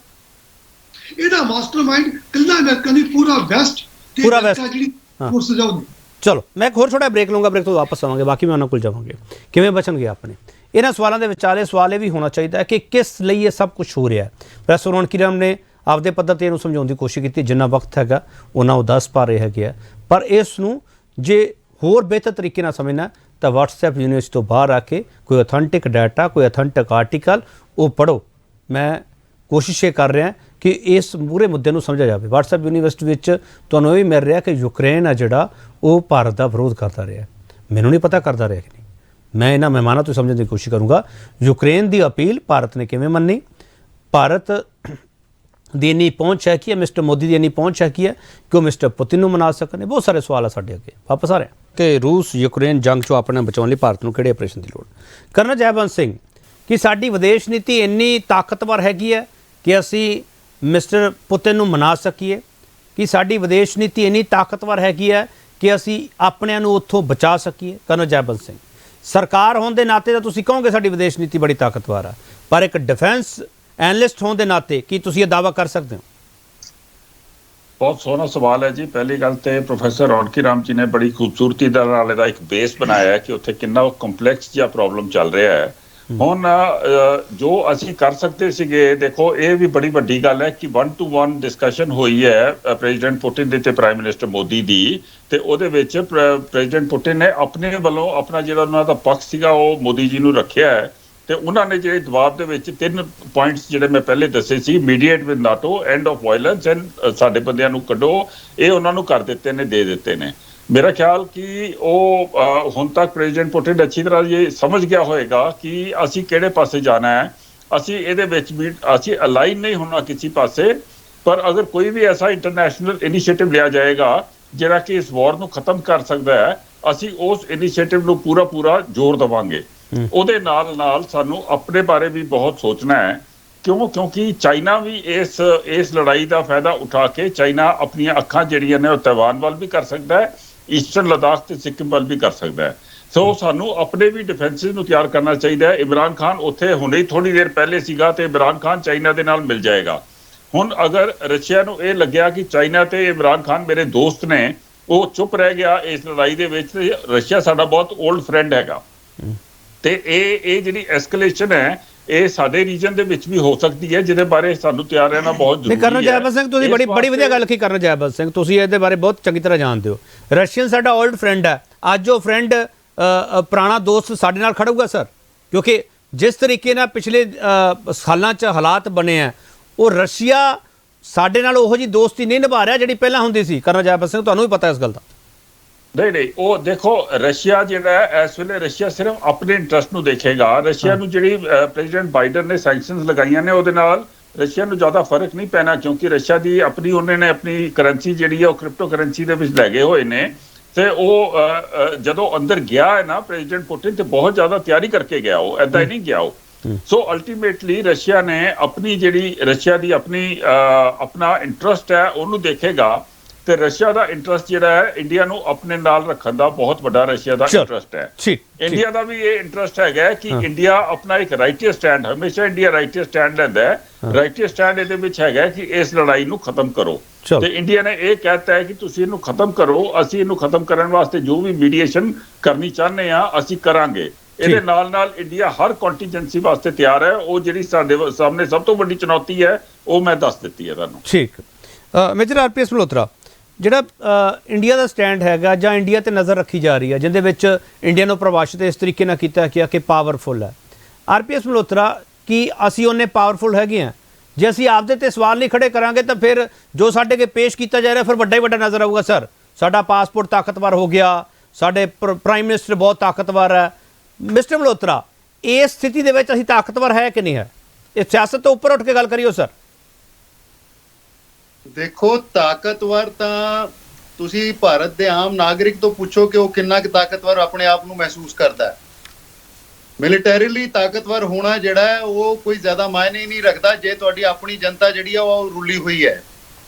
ਸੋ ਤਾਕਤ ਦੀ ਜਿਹੜੀ ਪਰਿਭਾਸ਼ਾ ਹੈ ਉਹ ਮੇਰੇ ਖਿਆਲ ਨਾਲ ਆਪਾਂ ਆਪਣੇ ਨਾਗਰਿਕਾਂ ਦੇ ਪੱਖ ਤੋਂ ਜੇ ਦੇਖੀਏ ਤਾਂ ਉਹ ਜ਼ਿਆਦਾ ਸਹੀ ਰਹੇਗਾ ਇਨ ਦ ਲੌਂਗ ਰਨ। ਔਰ ਮੈਂ ਸਮਝਦਾ ਕਿ ਇਹ ਜਿਹੜੀ ਲੜਾਈ ਸ਼ੁਰੂ ਹੋਈ ਹੈ ਇਸ ਵਿੱਚ ਕਿਧਰੇ ਨਾ ਕਿਧਰੇ ਦੇ ਰੂਟ ਕਾਜ਼ ਜਿਹੜੇ ਹੈ ਅਮਰੀਕਾ ਔਰ ਨਾਟੋ ਕੰਟਰੀਜ਼ ਦਾ ਜਿਹੜਾ ਇੰਟਰਫੇਰੈਂਸ ਹੈਗਾ, ਔਰ ਇਹ ਸਿਰਫ ਯੂਕਰੇਨ ਔਰ ਰਸ਼ੀਆ ਦੇ ਵਿਚਕਾਰ ਹੀ ਲਿਮਿਟਡ ਰਹਿਣ ਵਾਲਾ ਨਹੀਂ ਹੈਗਾ। ਇਸ 'ਚ ਪੋਟੈਂਸ਼ੀਅਲ ਹੈਗੀ ਹੈ ਵਰਲਡ ਵਾਰ ਦੇ ਤੌਰ ਤੇ ਸਪਰੈਡ ਕਰਨ ਦੀ। ਤੋਂ ਇਹਨੂੰ ਬਹੁਤ ਸੀਰੀਅਸਲੀ ਲੈਣਾ ਚਾਹੀਦਾ ਔਰ ਜਿੰਨਾ ਵੀ ਤਾਕਤ ਹੈਗੀ ਹੈ ਹਿੰਦੁਸਤਾਨ ਦੀ, ਸਾਡੇ ਪ੍ਰਾਈਮ ਮਿਨਿਸਟਰ ਦੀ ਜਾਂ ਹੋਰ ਅੰਤਰਰਾਸ਼ਟਰੀ ਭਾਈਚਾਰੇ ਦੀ, ਉਹਨਾਂ ਨੂੰ ਇਕੱਠੇ ਹੋ ਕੇ ਇਸੇ ਟਾਈਮ ਇਸ ਅੱਗ ਨੂੰ ਬੁਝਾਉਣ ਦੀ ਕੋਸ਼ਿਸ਼ ਕਰਨੀ ਚਾਹੀਦੀ ਹੈ, ਨਹੀਂ ਤਾਂ ਅੱਗ ਸਾਰੀ ਦੁਨੀਆ 'ਚ ਫੈਲ ਸਕਦੀ ਹੈ। ਠੀਕ ਹੈ। ਗੌਰਵ ਸੰਧੂ, ਕੀ ਤੁਹਾਡੀ ਧਿਰ ਖੁੱਲ੍ਹ ਕੇ ਇਹ ਗੱਲ ਕਹਿ ਸਕਦੀ ਹੈ ਕਿ ਸਾਨੂੰ ਸਾਰਿਆਂ ਨੂੰ ਇੱਕ ਇਕੱਠਿਆਂ ਨੂੰ ਬੈਠਕ ਕਰਕੇ ਕੋਈ ਇੱਕ ਇਹੋ ਜਿਹਾ ਸਟੈਂਡ ਲੈਣਾ ਚਾਹੀਦਾ ਜਿਹਦੇ ਵਿੱਚ ਪਤਾ ਲੱਗੇ ਕਿ ਇੰਡੀਆ ਯੂਨਾਈਟ ਹੈ ਤੇ ਉਹ ਆਪਦਿਆਂ ਲਈ ਵੀ ਖੜਾ ਹੈ ਤੇ ਪੂਰੇ ਦੁਨੀਆ ਲਈ ਵੀ ਖੜਾ ਹੈ, ਕਿਉਂਕਿ ਸਾਡੇ ਕੋਲ ਜਿਹੜਾ ਫਲਸਫਾ ਹੈਗਾ ਉਹ ਸਰਬੱਤ ਦੇ ਭਲੇ ਦਾ। ਗੌਰਵ ਸੰਧੂ ਜੀ, ਕੇਪੀ ਜੀ, ਗੱਲ ਇਦਾਂ ਹੈ, ਇਹ ਜਿਹੜਾ ਮੌਕਾ ਹੈ ਇਸ ਟਾਈਮ ਨਾ, ਵੈਸੇ ਤਾਂ ਆਪਾਂ ਚਲੋ ਸਾਡੇ ਸਾਬਕਾ ਕਰਨਲ ਸਾਹਿਬ ਆਪਣੇ ਬੀਜੇਪੀ ਦੇ ਮੈਂਬਰ, ਉਹਨਾਂ ਨੇ ਆਪਣੀ ਪਾਰਟੀ ਨੂੰ ਡਿਫੈਂਡ ਤਾਂ ਕਰਨਾ ਹੀ ਹੈ, ਕਿਉਂਕਿ ਆਪਾਂ ਇੱਥੇ ਐਜ਼ ਏ ਪਾਰਟੀ ਮੈਂਬਰ ਵੀ ਬੈਠੇ ਆ। ਜਿਹੜੀ ਫੋਰਨ ਪਾਲਿਸੀ ਰਹੀ ਹੈ ਆਪਣੀ ਪਿਛਲੇ 10 ਸਾਲਾਂ ਦੇ ਵਿੱਚ, ਉਹ ਕੋਈ ਬਹੁਤੀ ਵਧੀਆ ਨਹੀਂ ਰਹੀ। ਸਾਰੇ ਹੀ ਜਾਣਦੇ ਆ ਆਪਾਂ ਵੀ ਉਹਦੇ ਲਈ ਕੋਈ ਇੰਨਾ ਸੀਰੀਅਸ ਨੋਟ ਤੇ ਆਪਾਂ ਜਿਹੜੀ ਸਰਕਾਰ ਹੈ ਮੌਜੂਦਾ ਕੰਮ ਨਹੀਂ ਕਰ ਸਕੀ ਜਿਵੇਂ ਪੁਰਾਤਨ ਸਰਕਾਰਾਂ, ਕਿਉਂਕਿ ਇਹਦੇ ਵਿੱਚ ਆਪਾਂ ਨੂੰ ਵਨ ਸਾਈਡਡ ਜ਼ਰੂਰ ਹੋਣਾ ਚਾਹੀਦਾ। ਨਿਊਟਰਲ ਜਦੋਂ ਹੁੰਨੇ ਆ ਤੇ ਉੱਥੇ ਖਤਾ ਖਾ ਜਾਂਦੇ ਆ। ਹੁਣ ਇਸ ਟਾਈਮ ਆਪਾਂ ਇੱਕ ਨਹੀਂ ਗੌਰਵ ਸੰਧੂ ਮੈਂ ਤੁਹਾਡੇ ਸਵਾਲ ਨਾਲ ਅੱਗੇ ਤੁਰਦਾ ਕਿ ਇੰਡੀਆ ਨੂੰ ਸਿੱਧਾ ਸਟੈਂਡ ਲੈਣਾ ਚਾਹੀਦਾ ਕਿ ਅਸੀਂ ਰਸ਼ੀਆ ਦੇ ਨਾਲ ਖੜੇ ਆ ਜਾਂ ਯੂਕਰੇਨ ਦੇ ਨਾਲ ਖੜੇ ਆ। ਕਾਰਨ ਪਤਾ ਕਿ ਗੌਰਵ ਸੰਧੂ ਕਾਰਨ ਕੀ ਹੈ? ਗੌਰਵ ਸੰਧੂ, ਅਮਰੀਕਾ ਦੇ ਨਾਲ ਵੀ ਇੰਡੀਆ ਨੇ ਰਿਲੇਸ਼ਨ ਰੱਖਣੇ ਆ ਕਿ ਤੁਹਾਨੂੰ ਲੱਗਦਾ ਕਿ ਇੰਡੀਆ ਵਿੱਚ ਵਿਚਾਲੇ ਫਸ ਗਿਆ? ਬਿਲਕੁਲ ਇਸ ਟਾਈਮ ਦੁਚਿੱਤੀ ਚ ਫਸ ਗਈ ਹੈ ਸਰਕਾਰ। ਸਟੈਂਡ ਲੈਣਾ ਇਸ ਟਾਈਮ ਬਹੁਤ ਔਖਾ ਹੈ, ਪਰ ਸਾਡੇ ਵਿਰੋਧੀ ਉਹਦਾ ਫਾਇਦਾ ਚੱਕ ਗਏ ਨੇ। ਚੀਨ ਤੇ ਪਾਕਿਸਤਾਨ, ਇਹ ਮੰਨਣਾ ਪਏਗਾ ਆਪਾਂ ਨੂੰ, ਆਪਣੇ ਵਿਰੋਧੀ ਉਹਦਾ ਫਾਇਦਾ ਚੱਕ ਗਏ ਨੇ। ਰਸ਼ੀਆ ਨਾਲ ਬੈਕ ਟੂ ਬੈਕ ਮੀਟਿੰਗਸ ਕਰਕੇ ਕਹਿ ਲਓ ਜਾਂ ਇਹ ਸ਼ੋ ਕਰਕੇ ਵੀ India has gone close to, ਕਿਉਂਕਿ ਪਰਮਤ ਜੀ ਨੇ ਆਪ ਹੀ ਕਿਹਾ ਵੀ ਰਸ਼ੀਆ ਸਾਡਾ ਓਲਡ ਫਰੈਂਡ ਸੀਗਾ। ਇਹਦਾ ਮਤਲਬ ਵੀ ਹੁਣ ਥੋੜੇ ਰਿਲੇਸ਼ਨ ਸੁਖਾਵੇਂ ਨਹੀਂ ਹੈਗੇ ਰਸ਼ੀਆ ਨਾਲ, ਕਿਉਂਕਿ ਇੰਡੀਆ ਦਾ ਯੂਐਸ ਵੱਲ ਨੂੰ ਝੁਕਾਅ ਹੋਣ ਕਾਰਨ ਸਾਨੂੰ ਮੰਨਣਾ ਪਏਗਾ। ਠੀਕ ਹੈ। ਪ੍ਰੋਫੈਸਰ ਰੌਣਕੀ ਰਾਮ, ਸਾਡੀ ਵਿਦੇਸ਼ ਨੀਤੀ ਇਹ ਦੱਸਣ ਵਿੱਚ ਕਾਮਯਾਬ ਹੈ ਕਿ ਅਸੀਂ ਜੇ ਰਸ਼ੀਆ ਨਾਲ ਵੀ ਗੱਲ ਕਰਦੇ ਹਾਂ ਉਹਦਾ ਵਰਲਡ ਲੈਵਲ ਤੇ ਕੀ ਇੰਪੈਕਟ ਪਊਗਾ, ਅਮਰੀਕਾ ਨਾਟੋ ਫੋਰਸਸ ਉਹ ਕੀ ਸੋਚਣਗੇ, G7 ਕੀ ਸੋਚੂਗਾ, ਇਹ ਸਾਰਾ ਉਹਦੇ ਨਾਲ ਇੰਪੈਕਟ ਜੁੜਦਾ ਸਰ? ਜੇ ਸਾਡੇ ਮੀਡੀਆ ਵਿੱਚ ਇੱਕ ਪ੍ਰਚਾਰ ਇਹੋ ਜਿਹਾ ਕੀਤਾ ਜਾ ਰਿਹਾ ਜਿਹੜੇ ਪ੍ਰਚਾਰ ਦੇ ਵਿੱਚੋਂ ਤੁਸੀਂ ਲੋਕ ਬਾਹਰ ਨਹੀਂ ਨਿਕਲ ਪਾ ਰਹੇ? ਸਾਡੀ ਜਿਹੜੀ ਫੋਰਨ ਪਾਲਿਸੀ ਆ KP ਜੀ ਉਹ ਮਤਲਬ ਬਹੁਤ ਵੈਸੇ ਮੈਂ ਇੱਕ ਗੱਲ ਦੱਸ ਦੇਵਾਂ ਕਿ ਸਰਕਾਰਾਂ ਦੇ ਆਉਣ ਨਾਲ, ਸਰਕਾਰਾਂ ਦੇ ਜਾਣ ਨਾਲ, ਵੱਖਰੀਆਂ ਸਰਕਾਰਾਂ ਬਣਨ ਨਾਲ ਕਿਸੇ ਵੀ ਰਾਸ਼ਟਰ ਦੀ, ਕਿਸੇ ਦੇਸ਼ ਦੀ ਫੋਰਨ ਪਾਲਿਸੀ ਤੇ ਬਾਹਲਾ ਫਰਕ ਨਹੀਂ ਪੈਂਦਾ, ਥੋੜਾ ਬਹੁਤ ਇੱਧਰ ਉੱਧਰ ਹੋ ਜਾਂਦਾ। ਸਾਡੀ ਫੋਰਨ ਪਾਲਿਸੀ ਇਹ ਰਹੀ ਆ ਕਿ ਅਸੀਂ ਸ਼ੁਰੂ ਤੋਂ ਜਦੋਂ ਬਣੀ ਸੀ ਫੋਰਨ ਪਾਲਿਸੀ ਆਜ਼ਾਦ ਹੋਣ ਤੋਂ ਬਾਅਦ, ਜਦੋਂ ਗੋਲਡ ਵਾਰ ਦਾ ਦੌਰ ਪਿਆ, ਉਦੋਂ Jawaharlal Nehru, Nasser from Egypt and Tito from Yugoslavia, ਇਹਨਾਂ ਨੇ ਸੋਚਿਆ ਸੀਗਾ ਕਿ ਉਦੋਂ ਸੈਕੰਡ ਵਰਲਡ ਵਾਰ ਹਜੇ ਖਤਮ ਨਹੀਂ ਹੋਇਆ ਸੀ ਤਾਂ ਵਰਲਡ ਦੋ ਗੁੱਟਾਂ 'ਚ ਵੰਡਿਆ ਗਿਆ ਸੀਗਾ। ਲੇਕਿਨ ਇੱਕ ਬੜੀ ਹੋਰ ਮਹੱਤਵਪੂਰਨ ਉਦੋਂ ਜਿਹੜੀ ਡਿਵੈਲਪਮੈਂਟ ਹੋਈ ਉਹ ਇਹ ਸੀਗੀ ਕਿ ਸੈਕੰਡ ਵਰਲਡ ਵਾਰ ਦੇ ਨਾਲ ਇੱਕ ਬਹੁਤ ਵੱਡਾ ਰਾਹਤ ਮਿਲੀ ਸੀ। ਇਸ ਕਰਕੇ ਨਹੀਂ ਕਿ ਵਾਰ ਨੇ ਰਾਹਤ ਦਵਾਈ ਆ, ਇਸ ਕਰਕੇ ਕਿ ਜਿਹੜੀਆਂ ਇੰਪੀਰੀਅਲ ਪਾਵਰ ਸੀਗੀਆਂ ਉਹ ਸੈਕੰਡ ਵਰਲਡ ਵਾਰ 'ਚ ਖਤਮ ਹੋ ਗਈਆਂ। ਉਦੋਂ ਗ੍ਰੇਟ ਪਾਵਰ ਹੁੰਦੀਆਂ ਸੀਗੀਆਂ, ਇਹ 5-6 ਗ੍ਰੇਟ ਪਾਵਰ ਖਤਮ ਹੋ ਗਈਆਂ ਸੀਗੀਆਂ ਤੇ ਅਮਰੀਕਾ ਤੇ ਸੋਵੀਅਤ ਯੂਨੀਅਨ ਦੋ ਸੁਪਰ ਪਾਵਰ ਬਣੀਆਂ। ਸੁਪਰ ਪਾਵਰ ਦਾ ਕਨਸੈਪਟ ਹੀ ਉਦੋਂ ਆਇਆ ਸੀ end of the second world war ਤੋਂ ਬਾਅਦ। ਉਦੋਂ ਸਾਡੇ ਮੁਲਕਾਂ ਦੇ ਜਿਹੜੇ ਨਵੇਂ ਆਜ਼ਾਦ ਹੋਏ ਸੀ, ਏਸ਼ੀਆ 'ਚ, ਅਫਰੀਕਾ 'ਚ, ਲੈਟਿਨ ਅਮਰੀਕਾ 'ਚ, ਉਸ ਪਾਸੇ ਨੂੰ ਜਦੋਂ ਮੂਵਮੈਂਟ ਚੱਲਣੀ ਸੀਗੀ ਡੀਕੋਲੋਨਾਈਜੇਸ਼ਨ ਦੀ, ਜਦੋਂ ਕਿ ਜਿਹੜੇ ਕਲੋਨੀਆਂ ਸੀਗੀਆਂ ਇਹਨਾਂ ਧਾਰਮਿਕ ਕੰਟਰੀਆਂ ਦੀਆਂ, ਇੰਪੀਰੀਅਲ ਕੰਟਰੀ ਦੀਆਂ, ਉਹ ਆਜ਼ਾਦ ਹੋਈਆਂ ਤਾਂ ਉਦੋਂ ਸਾਡੀ foreign policy KP Singh ji ਇਹ ਬਣੀ। ਸਰਕਾਰ ਨੂੰ ਵੀ ਨਾਲ ਸਕੇ ਮਿਲਾ ਕੇ ਬਾਅਦ ਵਿੱਚ ਐਡ ਕੀਤੇ ਗਏ ਕਿ ਸਾਡੀ ਫੋਰਨ ਪਾਲਿਸੀ ਇਹ ਹੈ ਕਿ ਅਸੀਂ ਬੜੀ ਮੁਸ਼ਕਲ ਨਾਲ ਤਾਂ ਆਜ਼ਾਦੀ ਲਈ ਆ, ਸਾਡੀਆਂ ਆਪਣੀਆਂ ਤੰਗੀਆਂ ਤੁਰਸ਼ੀਆਂ ਮੁਸੀਬਤਾਂ ਬਹੁਤ ਹੈ, ਔਰ ਸਾਡੀ ਆਜ਼ਾਦੀ ਵੀ ਇਹਨਾਂ ਸ਼ਕਤੀਆਂ ਨੇ ਖੋਈ ਸੀ ਜਿਹੜੀਆਂ ਸੈਕੰਡ ਵਰਲਡ ਵਾਰ ਦੇ ਦੌਰਾਨ ਬਰਬਾਦ ਹੋ ਗਈਆਂ, ਤਹਿਤ ਨਹਿਸ ਹੋ ਗਈਆਂ। ਇਹ ਜਿਹੜਾ ਵੱਡਾ ਬਣਿਆ ਸੀ ਯੂਨਾਈਟਿਡ ਕਿੰਗਡਮ, ਇੰਗਲੈਂਡ ਕਹਿੰਦਾ ਸੀਗਾ, ਇਹ ਸੈਕੰਡ ਵਰਲਡ ਵਾਰ 'ਚ ਇਹਦਾ ਸਤਿਆਨਾਸ਼ ਕੀਤਾ ਗਿਆ ਉਸ ਯੁੱਧ ਨੇ। ਇਹਨਾਂ ਨੂੰ ਸਮਝ ਨਹੀਂ ਆ ਰਹੀ ਸੀ ਕਿ ਹਿਟਲਰ ਤੋਂ ਕਿੱਧਰ ਭੱਜ ਕੇ ਦਬਾ ਕੇ ਭੱਜਣ ਨੂੰ ਫਿਰਦੇ ਸੀਗੇ। ਅਮਰੀਕਾ ਆਇਆ ਜਦੋਂ ਉਹਦੇ ਅਮਰੀਕਾ ਦੇ ਵੀ ਪਰਲ ਹਾਰਬਰ ਬੰਦਰਗਾਹ ਸੀ, ਜਦੋਂ ਕਿ ਦਸੰਬਰ 1941 ਨੂੰ 7 ਦਸੰਬਰ ਜਾਂ 11 ਦਸੰਬਰ ਉਹਨੇ ਅਟੈਕ ਕੀਤਾ ਜਾਪਾਨ ਨੇ, ਤਾਂ ਤਦ ਲੱਗਾ ਕਿ ਅਮਰੀਕਾ ਨੂੰ ਵੀ ਕੀ ਬਣ ਗਿਆ, ਅਮਰੀਕਾ ਵਿੱਚ ਕੁੱਦ ਗਿਆ। ਅਸੀਂ ਉਹਦਾ ਪਾਲਿਸੀ ਬਣਾਈ ਕਿ ਨਾ ਅਸੀਂ ਸੋਵੀਅਤ ਯੂਨੀਅਨ ਨਾਲ ਹੈਗੇ ਹਾਂ, ਨਾ ਅਸੀਂ ਯੂਨਾਈਟਿਡ ਸਟੇਟਸ ਅਮਰੀਕਾ ਨਾਲ ਹੈਗੇ ਹਾਂ, ਅਸੀਂ ਓਪਨਲੀ ਕਿਸੇ ਨਾਲ ਵੀ ਨਹੀਂ, ਅਸੀਂ ਨੌਨ ਅਲਾਈਨਡ ਵਾਂ, ਅਸੀਂ ਆਪਣੀ ਜਾਤੀ ਵਜਾਉਣੀ ਆ। ਅਸੀਂ ਇਹਨਾਂ 'ਚ ਕਿਉਂਕਿ ਇਹ ਤਾਂ ਉਹ ਕੰਟਰੀ ਆ ਜਿਹੜੇ ਇੱਕ ਦੂਜੇ ਨਾਲ ਭਿੜਦੇ ਆ, ਇਹ ਤਾਂ ਏਦਾਂ ਭਿੜ ਰਹੇ। ਮੈਨੂੰ ਸਿੱਧੇ ਸ਼ਬਦਾਂ ਦੱਸੋ ਪ੍ਰੋਫੈਸਰ ਰੌਣਕੀਆਂ, ਮਿਸਟਰ ਮੋਦੀ ਨੇ ਫੋਰਨ ਪਾਲਿਸੀ ਕਮਜ਼ੋਰ ਕਰਤੀ ਜਾਂ ਮਜ਼ਬੂਤ ਕਰਤੀ? ਦੇਖੋ, ਮਿਸਟਰ ਮੋਦੀ ਦਾ ਇੱਕ ਬਹੁਤ ਵਧੀਆ ਇੱਕ ਰਿਹਾ, ਚਾਹੇ ਉਹ ਦੇਸ਼ ਦੇ ਲੈਵਲ ਦੇ ਉੱਤੇ ਕਿਸ ਤਰ੍ਹਾਂ ਦੀਆਂ ਵੀ ਵੱਖ-ਵੱਖ ਸੂਬਿਆਂ ਦੇ ਵਿੱਚ ਜਾ ਕੇ ਉਹਨਾਂ ਦੀਆਂ ਕੁਛ ਰਹੀਆਂ ਹੋਣਗੀਆਂ, ਉਹਦੇ ਬਾਰੇ ਜੋ ਸਾਡੇ ਨਾਲ ਸਪੋਕਸ ਪਰਸਨ ਬੈਠੇ ਨੇ ਗੱਲ ਕਰਨਗੇ। ਲੇਕਿਨ ਅੰਤਰਰਾਸ਼ਟਰੀ ਲੈਵਲ ਤੇ ਜਿਸ ਤਰ੍ਹਾਂ ਮੋਦੀ ਸਾਹਿਬ ਨੇ ਇੱਕ ਆਪਣੀ ਪਹਿਚਾਨ ਦੇਸ਼ ਦੀ ਬਣਾਈ ਆ, ਇੱਕ ਉਹ ਤੇ ਬਹੁਤ ਵੱਡਾ ਇੱਕ ਯੋਗਦਾਨ ਰਿਹਾ। ਉਹਨਾਂ ਨੇ ਕਿਸ ਤਰ੍ਹਾਂ ਵੀ ਜਾ ਕੇ ਵੱਖ-ਵੱਖ ਫੋਰਮ ਉੱਤੇ, ਚਾਹੇ ਉਹ G7 ਵਾ, G8 ਹੈ, ਦੂਸਰੇ ਫੋਰਮ ਹੈ, ਬਾਈ ਟ੍ਰੇਡ ਆਰਗੇਨਾਈਜੇਸ਼ਨ, ਹੋਰ ਫੋਰਮ ਹੈ, ਉੱਤੇ ਬਣਾਈ ਆ। ਉਹਦੇ ਨਾਲ ਇੱਕ ਲੈਵਲ ਦੇ ਉੱਤੇ ਮੋਦੀ ਸਾਹਿਬ ਨੂੰ ਇੰਟਰਨੈਸ਼ਨਲ ਪੱਧਰ ਦੇ ਉੱਤੇ ਇਗਨੋਰ ਨਹੀਂ ਕੀਤਾ ਜਾ ਸਕਦਾ। ਚਲੋ ਮੈਂ ਇੱਕ ਹੋਰ ਛੋਟਾ ਬ੍ਰੇਕ ਲਵਾਂਗਾ, ਬ੍ਰੇਕ ਤੋਂ ਵਾਪਸ ਆਵਾਂ ਕੇ ਕੁਝ ਪਲ ਹੋਰ ਆ ਸਾਡੇ ਕੋਲੇ ਗੱਲਬਾਤ ਕਰਨ ਦੇ ਲਈ। ਉਸ ਗੱਲਬਾਤ ਦੇ ਦੌਰਾਨ ਹੋ ਸਕਦਾ ਕਿ ਉੱਥੇ ਸਾਰੀ ਸਥਿਤੀ ਬਦਲਦੀ ਪਈ ਹੋਵੇ, ਪਰ ਜਿਹੜੀ ਗੱਲ ਅਸੀਂ ਇਸ ਵਕਤ ਇੱਥੇ ਕਰਦੇ ਪਏ ਹਾਂ ਉਹ ਇਸ ਨਜ਼ਰੀਏ ਨਾਲ ਕਰਦੇ ਪਏ ਹਾਂ ਕਿ ਜਿਹੜੇ ਪੈਨਲਿਸਟ ਬੈਠੇ ਆ, ਜਿਹੜੇ ਕਹਿੰਦੇ ਆ ਕਿ ਹੈਲਪਲਾਈਨ ਨੰਬਰ ਹੈਗਾ, ਸਾਨੂੰ ਦੱਸੋ ਤੁਹਾਡਾ ਕੋਈ ਮੁਸੀਬਤ 'ਚ ਹੈਗਾ ਤਾਂ ਸਾਡੇ ਕੋਲੇ, ਇਹ ਕਹਿੰਦੇ ਸਾਡਾ ਡਾਟਾ ਵੀ ਹੈਗਾ, ਇੰਡੀਅਨ ਐਮਬੈਸੀ ਉੱਥੇ ਕੰਮ ਵੀ ਕਰਦੀ ਪਈ ਹੈ ਕੀ ਹੈ, ਪਰ ਉੱਥੋਂ ਜਿਹੜੇ ਵੀਡੀਓਜ਼ ਆ ਰਹੇ ਉਹ ਕਹਿੰਦੇ ਇੰਡੀਅਨ ਐਮਬੈਸੀ ਸਾਨੂੰ ਕਿਸ ਤਰੀਕੇ ਨਾਲ ਮਦਦ ਕਰ ਪਾ ਰਹੀ ਹੈ, ਅਸੀਂ ਤੁਹਾਨੂੰ ਦੱਸਦੇ ਪਏ ਹਾਂ, ਉਹ ਲਾਈਵ ਦੱਸਦੇ ਪਏ ਆ। ਇਹ ਸਾਰੀਆਂ ਚੀਜ਼ਾਂ ਘਟਨਾਕ੍ਰਮ ਜਿਹੜਾ ਹੌਲੀ ਹੌਲੀ ਬਦਲਦਾ ਪਿਆ, ਪਰ ਕੀ ਇਹ ਪੈਨਲ ਜਿਹੜਾ ਬੈਠਾ ਇਹਨਾਂ ਦੀ ਡਿਬੇਟਸ ਦੇ ਵਿੱਚੋਂ ਉਹ ਜਿਹੜੇ ਮਾਪੇ ਘਰੇ ਬੈਠੇ ਪਰੇਸ਼ਾਨ ਹੈ ਕੀ ਹੈ, ਜਿਹੜੇ ਪੰਜਾਬ, ਹਰਿਆਣਾ, ਹਿਮਾਚਲ, ਅਲੱਗ-ਅਲੱਗ ਸੂਬਿਆਂ 'ਚ ਬੈਠੇ ਆ, ਕਿ ਉਹ ਸੰਤੁਸ਼ਟ ਹੋ ਸਕਣਗੇ? ਸਵਾਲ ਤਾਂ ਇਹੀ ਹੈ। ਵਾਪਸ ਆ ਰਿਹਾ।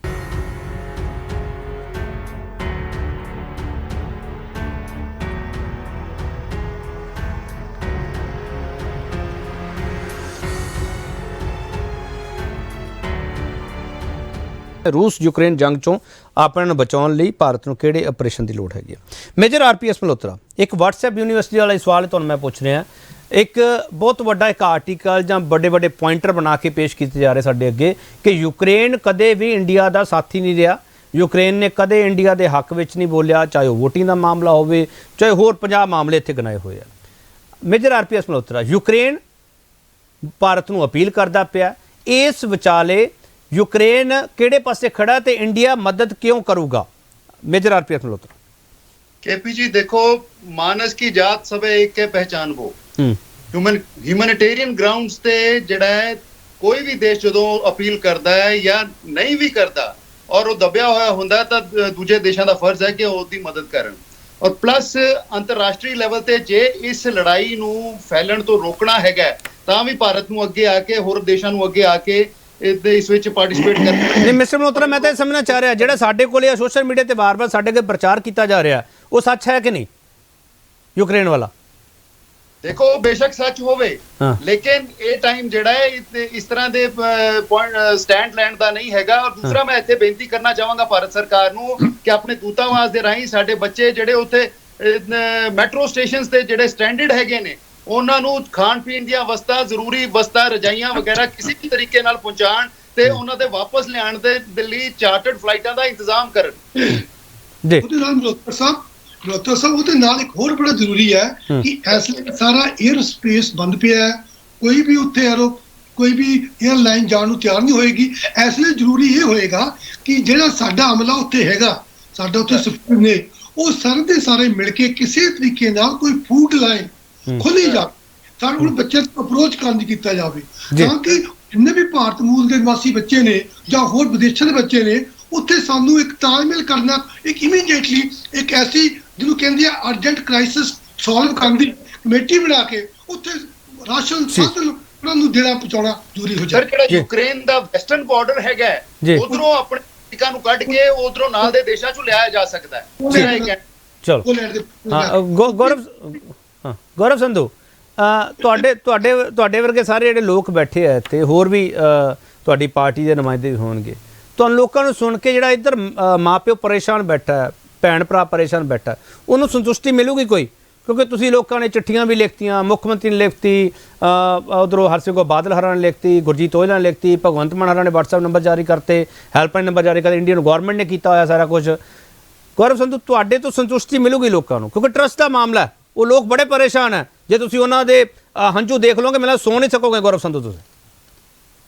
ਨਹੀਂ ਦੇਖੋ ਕੇਪੀ ਜੀ, ਇਹ ਤਾਂ ਸੁਭਾਵਿਕ ਹੈ, ਕਿਸੇ ਦਾ ਵੀ ਬੱਚਾ ਜਾਂ ਆਪਣਾ ਕੋਈ ਵੀ ਮੈਂਬਰ ਕਿਤੇ ਵੀ ਕਿਸੇ ਐਸੇ ਕ੍ਰਾਈਸਿਸ 'ਚ ਫਸ ਜੇ ਤਾਂ ਸੁਭਾਵਿਕ ਹੈ, ਪਰਿਵਾਰ ਤੋਂ ਵੱਧ ਦੁੱਖ ਹੋਰ ਕਿਸੇ ਤੇ ਨਹੀਂ ਹੋ ਸਕਦਾ। ਪਰ ਆਪਣੀ ਸਰਕਾਰ ਜੇ ਸਾਡੀਆਂ ਕੋਈ ਸਾਰੀਆਂ ਵੱਖ-ਵੱਖ ਪਾਰਟੀਆਂ ਨੰਬਰ ਇਸ਼ੂ ਕਰ ਰਹੀਆਂ ਨੇ, ਕਾਰਨ ਇਹ ਹੈ ਵੀ ਕਮ ਸੇ ਕਮ ਉਹਨਾਂ ਨਾਲ ਫੋਨ ਤੇ ਕੰਟੈਕਟ ਹੋਏ, ਚਾਹੇ ਕਿਸੇ ਪਾਰਟੀ ਦਾ ਹੋਏ, ਕਿਸੇ ਨੁਮਾਇੰਦੇ ਦਾ ਹੋਏ, ਕਿਸੇ ਸੋਸ਼ਲ ਆਪਣਾ ਜਿਹੜੇ ਵਰਕਿੰਗ ਆਪਣੀਆਂ NGOs ਨੇ, ਕਿਸੇ ਦਾ ਵੀ ਹੋਏ, ਉਹਦੇ ਨਾਲ ਇੱਕ ਉਹਨਾਂ ਨੂੰ ਹੌਸਲਾ ਤਾਂ ਜ਼ਰੂਰ ਮਿਲਦਾ ਵੀ ਸਾਡੇ ਤੱਕ ਪਹੁੰਚ ਹੋ ਰਹੀ ਹੈ, we are in touch with our governments, our people. So ਉਹਨਾਂ ਨੂੰ ਹੌਸਲਾ ਅਫਜ਼ਾਈ ਜ਼ਰੂਰ ਮਿਲਦੀ ਹੈ। ਇਵਨ ਦੋ ਜੇ ਉਹ ਆਪਣੇ ਘਰਦਿਆਂ ਨਾਲ ਵੀ ਗੱਲ ਕਰਦੇ ਨੇ, ਵਿਦ ਦੇ ਪੇਰੈਂਟਸ, ਤੇ ਉਹਨਾਂ ਨੂੰ ਜੇ ਦੱਸਦੇ ਨੇ ਵੀ ਹਾਂ ਸਾਡੇ ਨਾਲ ਗਵਰਨਮੈਂਟ ਅਫੀਸ਼ੀਅਲ ਜਾਂ ਸਾਡੇ ਨਾਲ NGO ਸਾਡੀਆਂ ਇੰਡੀਆ ਦੀਆਂ ਜਾਂ ਕੋਈ ਵੀ ਜਾਂ ਫਲਾਣੀ ਪਾਰਟੀ ਤੋਂ ਫਰੋਮ ਐਨੀ ਪਾਰਟੀ ਸਾਡੇ ਕੰਟੈਕਟ ਨੇ, ਤਾਂ ਉਹਦਾ ਪੇਰੈਂਟਸ ਨੂੰ ਬਟ ਓਬਵੀਅਸ ਹੈ ਬਹੁਤ ਜ਼ਿਆਦਾ ਉਹਨਾਂ ਨੂੰ ਹੌਸਲਾ ਮਿਲਦਾ ਵੀ ਹਾਂ ਸਰਕਾਰਾਂ ਜਾਂ ਪਾਰਟੀਆਂ ਜਾਂ NGO ਸਾਡੇ ਬੱਚਿਆਂ ਲਈ ਕੁਝ ਕਰ ਰਹੀਆਂ ਨੇ। ਗੌਰਵ ਸੰਧੂ, ਇੱਕ ਮੈਂ ਇਸ ਮੰਚ ਤੋਂ ਤੁਹਾਨੂੰ ਤਕੀਦ ਕਰਨਾ ਚਾਹੁੰਦਾ, ਤੁਹਾਡੀਆਂ ਸਾਰੀਆਂ ਤਰ੍ਹਾਂ ਨੂੰ, ਤੁਸੀਂ ਜਿਹੜੇ ਤੁਹਾਡੇ ਵਲੰਟੀਅਰਸ ਹੈਗੇ ਜਿੱਥੇ ਇੱਥੇ ਬੈਠੇ, ਜਿੱਥੇ ਉਹਨਾਂ ਨੂੰ ਪਤਾ ਲੱਗਦਾ ਉਹ ਉਹਨਾਂ ਰਿਸ਼ਤੇਦਾਰਾਂ ਕੋਲੇ, ਉਹਨਾਂ ਪਰਿਵਾਰਾਂ ਕੋਲੇ ਜ਼ਰੂਰ ਜਾ ਕੇ ਆਉਣ, ਪਰਸਨਲੀ ਨਿੱਜੀ ਤੌਰ ਤੇ। ਬਿਲਕੁਲ ਬਿਲਕੁਲ ਜੀ, ਇਹ ਤਾਂ ਦੇਖੋ ਜਿਵੇਂ ਹੁਣ ਮੈਂ ਪਰਸਨਲੀ ਤੁਹਾਨੂੰ ਦੱਸਿਆ ਸੀ, ਉਹਦੇ 'ਚ ਦੇ ਆਰ ਇਨ ਟੱਚ, ਜਿੱਥੇ ਉਹ ਮਤਲਬ ਕੋਈ ਰਿਸ਼ਤੇਦਾਰ ਮੈਰਿਡ ਨੇ ਤਾਂ ਕਾਰਨ ਇਹ ਹੈ ਵੀ ਹੁਣ ਤਾਂ ਕੋਈ ਵੇ ਆਊਟ ਹੈ ਨਹੀਂ। ਹੁਣ ਤਾਂ ਸਰਕਾਰਾਂ ਆਪਸ ਤਾਲਮੇਲ ਬਣਾ ਕੇ ਉਹਨਾਂ ਨੂੰ ਸੇਫ ਪੈਸੇਜ ਦੇ ਕੇ, ਜਿਵੇਂ ਦੱਸਿਆ ਆਪਣੇ ਮਲਹੋਤਰਾ ਜੀ ਨੇ ਜਾਂ ਪ੍ਰੋਫੈਸਰ ਸਾਹਿਬ ਨੇ, ਵੀ ਰਸ਼ੀਅਨ ਗਵਰਨਮੈਂਟ ਨਾਲ, ਯੂਕਰੇਨ ਗਵਰਨਮੈਂਟ ਨਾਲ ਗੱਲ ਕਰਕੇ ਕੋਈ ਵੇ ਆਊਟ ਬਾਏ ਰੋਡ ਨਿਕਲਦਾ ਹੈ ਜਿਹਦੇ 'ਚ ਆਪਣੀ ਸੇਫਟੀ ਹੋਏ। ਠੀਕ ਕਰਨਾ ਜੈਬਤ ਸਿੰਘ, ਕਿਵੇਂ ਸੈਟੀਸਫਾਈਡ ਕਰੋਗੇ ਜਿਹੜੇ ਲੋਕ ਤੁਹਾਨੂੰ ਸੁਣਦੇ ਪਏ ਇਸ ਵਕਤ, ਤੁਹਾਡੀ ਸੈਂਟਰ ਦੇ ਵਿੱਚ ਸਰਕਾਰ ਹੈ, ਉਹਨਾਂ ਲੋਕਾਂ ਤੱਕ ਮੈਸੇਜ ਕਿਵੇਂ ਕਨਵੇ ਕਰੋਗੇ ਕਿ ਅਸੀਂ ਤੁਹਾਡੇ ਲਈ ਖੜੇ ਹਾਂ, ਤੁਹਾਡੇ ਲਈ ਕੋਸ਼ਿਸ਼ਾਂ ਕਰਦੇ ਪਏ ਹਾਂ? ਕਿਹੜਾ ਪਲਾਨ ਹੈ ਤੁਹਾਡੇ ਕੋਲ, ਕਿਹੜਾ ਆਪਰੇਸ਼ਨ ਹੈ ਜਿੰਨਾ ਤੁਸੀਂ ਆਪਣੇ ਨੂੰ ਬਚਾ ਸਕਦੇ ਹੋ? ਦੇਖੋ ਜੀ, ਸਾਡੇ ਕੋਲ ਇਸ ਚੀਜ਼ ਦਾ ਬਹੁਤ ਐਕਸਪੀਰੀਅੰਸ ਹੈ, ਤੁਹਾਨੂੰ ਪਤਾ ਹੀ ਹੈ। ਹੁਣੇ ਪਿੱਛੇ ਜੇ ਅਫਗਾਨਿਸਤਾਨ ਦੇ ਵਿੱਚ ਐਸਾ ਹਾਦਸਾ ਹੋਇਆ ਸੀਗਾ, ਇਹਦੋਂ ਪਹਿਲੇ ਮਿਡਲ ਈਸਟ 'ਚ 2 ਵਾਰ ਹੋ ਗਏ ਨੇ। ਉਹਨਾਂ ਹਾਦਸਿਆਂ ਦੇ ਵਿੱਚ ਜਨਰਲ VK ਸਿੰਘ ਉੱਥੇ ਹੀ was made in charge of the de-induction. ਉਹ ਜਨਰਲ VK ਸਿੰਘ ਹਜੇ ਤੱਕ ਵੀ ਸਾਡੇ ਮਿਨਿਸਟਰੀ ਦੇ ਵਿੱਚ ਹੈਗੇ ਨੇ, ਹੋਰ ਬਹੁਤ ਨੇ, ਬੜੇ ਜਨਰਲਸ ਨੇ, ਬਹੁਤ ਲੋਕ ਨੇ। ਸਾਡੀ 에ਅਰਫੋਰਸ ਦੇ ਕੋਲ ਬਹੁਤ ਵੱਡੇ ਵੱਡੇ ਜਹਾਜ਼ ਨੇ, ਸਾਡੇ ਕੋਲ ਸ਼ਿਪਸ ਨੇ, ਸਾਡੇ ਕੋਲ ਸਭ ਕੁਝ ਹੈ ਤੇ ਸਾਡੇ ਕੋਲ ਐਕਸਪੀਰੀਅੰਸ ਹੈ ਇਹਨਾਂ ਚੀਜ਼ਾਂ ਨੂੰ। ਇਹ ਬਹੁਤ ਵਾਰ ਕੀਤਾ ਅਸੀਂ ਤੇ ਇਹ ਮਤਲਬ ਸਾਡੀ ਐਡੀ ਜ਼ਿਆਦਾ ਪ੍ਰਾਇੋਰਟੀ ਰਹੀ ਹੈ। ਬਹੁਤ ਵਾਰ ਐਸੇ ਕਨਫਲਿਕਟਸ ਆਏ ਨੇ, ਹਮੇਸ਼ਾ BJP ਗਵਰਨਮੈਂਟ ਦੀ ਪ੍ਰਾਇੋਰਟੀ ਰਹੀ ਹੈ, ਹਮੇਸ਼ਾ ਅਸੀਂ ਸਕਸੈਸਫੁਲ ਰਹੇ ਹਾਂ। ਤੇ ਇਸ ਵਾਸਤੇ ਸਾਨੂੰ ਲੱਗਦਾ ਹੈ ਕਿ ਐਤਕੀ ਵੀ ਅਸੀਂ ਸਕਸੈਸਫੁਲ ਹੋ ਜਾਣਾ ਹੈ। ਮੈਨੂੰ ਤਾਂ ਲੱਗਦਾ ਹੈ ਜਿੱਦਾਂ 에ਅਰ ਸਪੇਸ ਥੋੜੀ ਦੇਰ ਦੇ ਵਿੱਚ ਖੁੱਲ ਜਾਣੀ ਹੈ, ਕਿਉਂਕਿ ਰਸ਼ੀਆ ਨੂੰ ਖੋਲਣੀ ਪਏਗੀ। ਰਸ਼ੀਆ ਯੂਨੀਲੈਟਰਲੀ 에ਅਰ ਸਪੇਸ ਬੰਦ ਕਰਕੇ ਬੈਠਿਆ ਹੋਇਆ, ਕਿਉਂਕਿ ਯੂਕਰੇਨ ਦੇ ਕੋਲ ਤੇ ਕੋਈ 에ਅਰਫੋਰਸ ਹੈ ਨਹੀਂ ਹੈ। ਤੇ ਬਹੁਤ ਛੇਤੀ ਮੇਰੇ ਖਿਆਲ ਜਦੋਂ ਰਸ਼ੀਆ ਨੇ ਕੰਟਰੋਲ ਕਰ ਲਏ 에ਅਰਪੋਰਟਸ ਤੇ ਰਸ਼ੀਆ ਨੇ ਖੋਲ ਦੇਣਾ ਹੈ, ਤਾਂ ਸਾਡੇ ਵੱਲੋਂ ਤਾਂ ਪੂਰੀ ਤਿਆਰੀ ਹੋਏਗੀ। ਮੈਂ ਇਹ ਆਸ਼ਵਾਸਨ ਦੇਣਾ ਚਾਹੁੰਦਾ, ਹੁਣ ਤੱਕ ਕੋਈ ਗਵਰਨਮੈਂਟ ਬੈਠੀ ਨਹੀਂ ਹੋਏਗੀ। ਗਵਰਨਮੈਂਟ ਨੇ ਪੂਰਾ ਪਲਾਨ ਬਣਾ ਕੇ ਰੱਖਿਆ ਹੋਏਗਾ ਤੇ ਉਹ ਬਹੁਤ ਤਰੀਕੇ ਦੇ ਨਾਲ। ਸਭ ਤੋਂ ਪਹਿਲੇ ਹਮੇਸ਼ਾ ਇੰਡੀਅਨ ਗਵਰਨਮੈਂਟ ਹੀ ਕੱਢਦੀ ਹੈ ਆਪਣੇ ਲੋਕਾਂ ਨੂੰ। ਤੁਸੀਂ ਅਫਗਾਨਿਸਤਾਨ 'ਚ ਵੀ ਦੇਖੋ ਕਿਹੜੇ ਤਰੀਕੇ ਨਾਲ ਅਸੀਂ ਕੱਢਿਆ ਸੀਗਾ। ਉੱਥੇ situation was even worse than what is there in Ukraine today.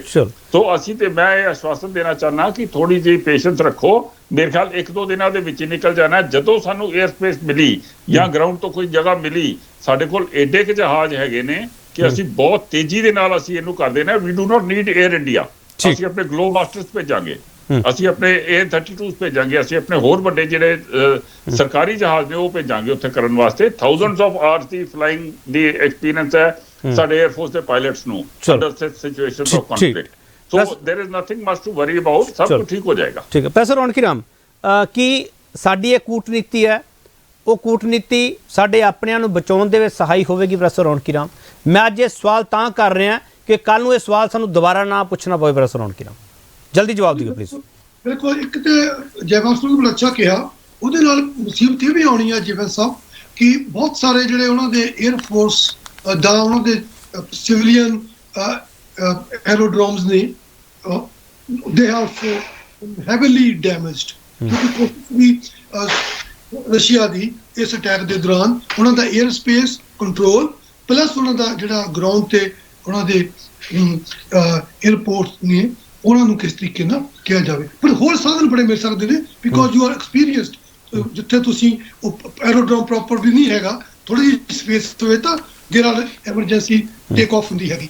ਹਾਂ, ਉਹਦੇ ਵਾਸਤੇ ਜ਼ਰੂਰੀ ਹੈ ਇਸ ਵਕਤ ਕਿ ਕਿਸ ਤਰੀਕੇ ਨਾਲ ਇੰਡੀਆ ਜਿਹੜਾ ਹੈਗਾ ਆਪਣਾ ਰੋਲ ਅਦਾ ਕਰ ਸਕਦਾ, ਕਿਉਂਕਿ ਜਦੋਂ ਇਸ ਲਈ ਕ੍ਰਾਈਸਿਸ ਹੈਗਾ, ਇਸ ਕ੍ਰਾਈਸਿਸ ਦੇ ਰਿਜ਼ੋਲਵ ਹੋਣ ਦਾ ਹੀ ਸਾਡੇ ਜਿਹੜੇ ਉੱਤੇ ਸਟੈਂਡਰਡ ਫਸੇ ਹੋਏ ਵਿਦਿਆਰਥੀ ਨੇ, ਜ਼ਿਆਦਾ ਤੌਰ ਤੇ ਮੈਡੀਕਲ ਪ੍ਰੋਫੈਸ਼ਨਲ ਵਾਲੇ ਤੇ ਆਪਣੇ ਆਮ ਕੁਝ ਜਿਹੜੇ ਲੋਕੀ ਉੱਤੇ ਹੋਰ ਨੇ, ਉਹ ਤਦੇ ਹੋ ਸਕਦੇ ਆ ਕਿ ਅਸੀਂ ਲਾਰਜਰ ਲੈਵਲ ਦੇ ਉੱਤੇ ਜਿਹੜੀ ਸਾਡੀ ਕੂਟਨੀਤੀ ਆ, ਸਾਡੀ ਡਿਪਲੋਮੇਸੀ ਆ, ਉਹਦੇ 'ਚ ਇੱਕ ਵਧੀਆ ਰੋਲ ਅਦਾ ਕੀਤਾ ਜਾਵੇ। ਕਿਉਂਕਿ ਹੁਣ ਤੱਕ ਤਾਂ ਇਹ ਰੋਲ ਰਿਹਾ ਨਾਟੋ ਦਾ ਕਿ ਬਾਈ ਕਿਸੇ ਵੀ ਤਰੀਕੇ ਨਾਲ ਖੱਬਿਓਂ ਸੱਜਿਓਂ ਉੱਪਰੋਂ ਥੱਲਿਓਂ ਕਰਕੇ ਯੂਕਰੇਨ ਤੇ ਜਾਰਜੀਆ ਨੂੰ ਕਿਸੇ ਤਰੀਕੇ ਨਾਲ ਨਾਟੋ 'ਚ ਲਿਆਏਗੀ। ਇੱਕ ਵਾਰੀ ਉਹ ਨਾਟੋ 'ਚ ਆ ਗਿਆ, ਫਿਰ ਜੇ ਪੁੱਤਰ ਅਟੈਕ ਕਰਦਾ ਤੇ ਸਾਰੀ ਨਾਟੋ ਰਸ਼ੀਆ ਤੇ ਅਟੈਕ ਕਰੇਗੀ। ਹੁਣ ਮੈਂ ਸਵਾਲ ਰੇਜ਼ ਕਰਦਾ, ਕਿਉਂਕਿ ਜੇ ਵੈਂਸੋਨੀ ਕਲਰ ਸਾਹਿਬ ਬੈਠੇ ਨੇ, ਮਲਹੋਤਰਾ ਸਾਹਿਬ ਇੱਧਰ ਦੇ ਬੈਠੇ ਨੇ, ਅਗਰ ਉਹ ਜਾਰਜੀਆ ਤੇ ਯੂਕਰੇਨ ਪਾਰਟ ਬਣੇ ਹੁੰਦੇ ਨਾਟੋ ਦੇ ਤਾਂ ਫਿਰ ਪੁਟਿਨ ਕਰਦਾ ਤਾਂ ਇਸ ਲਈ ਕ੍ਰਾਈਸਿਸ ਬਹੁਤ ਜ਼ਬਰਦਸਤ ਹੋ ਸਕਦਾ ਸੀ।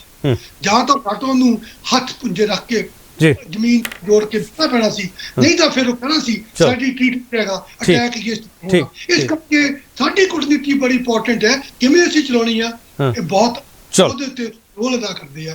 ਬਹੁਤ ਧੰਨਵਾਦ ਪ੍ਰੋਫੈਸਰ ਰੌਣਕੀਰਾਮ ਤੁਹਾਡਾ। ਯੂਕਰੇਨ ਨੂੰ ਤੇ ਪਤਾ ਲੱਗ ਗਿਆ ਹੈ ਕਿ ਨਾਟੋ ਉਹਨਾਂ ਨੂੰ ਇੱਕ ਲੋਲੀਪੌਪ ਦੇ ਰਿਹਾ ਸੀਗਾ, ਕਿਉਂਕਿ ਜਦੋਂ when the balloon has gone up, NATO ਬਿਲਕੁਲ ਸਾਈਡ ਤੇ ਹੋ ਗਿਆ।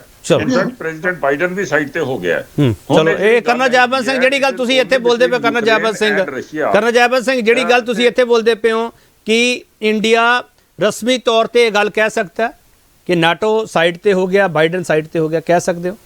ਇਹ ਮੈਂ ਆਪਣੇ ਵੱਲੋਂ ਕਹਿ ਰਿਹਾ। ਚਲੋ, ਬਹੁਤ ਧੰਨਵਾਦ ਕਰਨਲ ਜੈਵੰਤ ਸਿੰਘ ਤੁਹਾਡਾ ਬਹੁਤ ਧੰਨਵਾਦ colonel Jaywant Singh. As a strategic analyst ਇਸ ਵੇਲੇ ਜੋ ਮੇਰੀ ਰੀਡਿੰਗ ਹੈਗੀ ਉਹ ਸਿਚੁਏਸ਼ਨ ਦੀ, ਉਹ ਇਹ ਹੈ ਕਿ ਨਾਟੋ ਨੂੰ ਜਿਸ ਤਰੀਕੇ ਨਾਲ ਹੈਲਪ ਕਰਨਾ ਸੀ ਯੂਕਰੇਨ ਦਾ, ਨਾਟੋ ਨੇ ਕੀਤਾ ਨਹੀਂ। ਸੈਂਕਸ਼ਨਸ ਨਾਲ ਰਸ਼ੀਆ ਨੂੰ ਕੋਈ ਫਰਕ ਨਹੀਂ ਪੈਂਦਾ। ਚਲੋ, ਬਹੁਤ ਧੰਨਵਾਦ।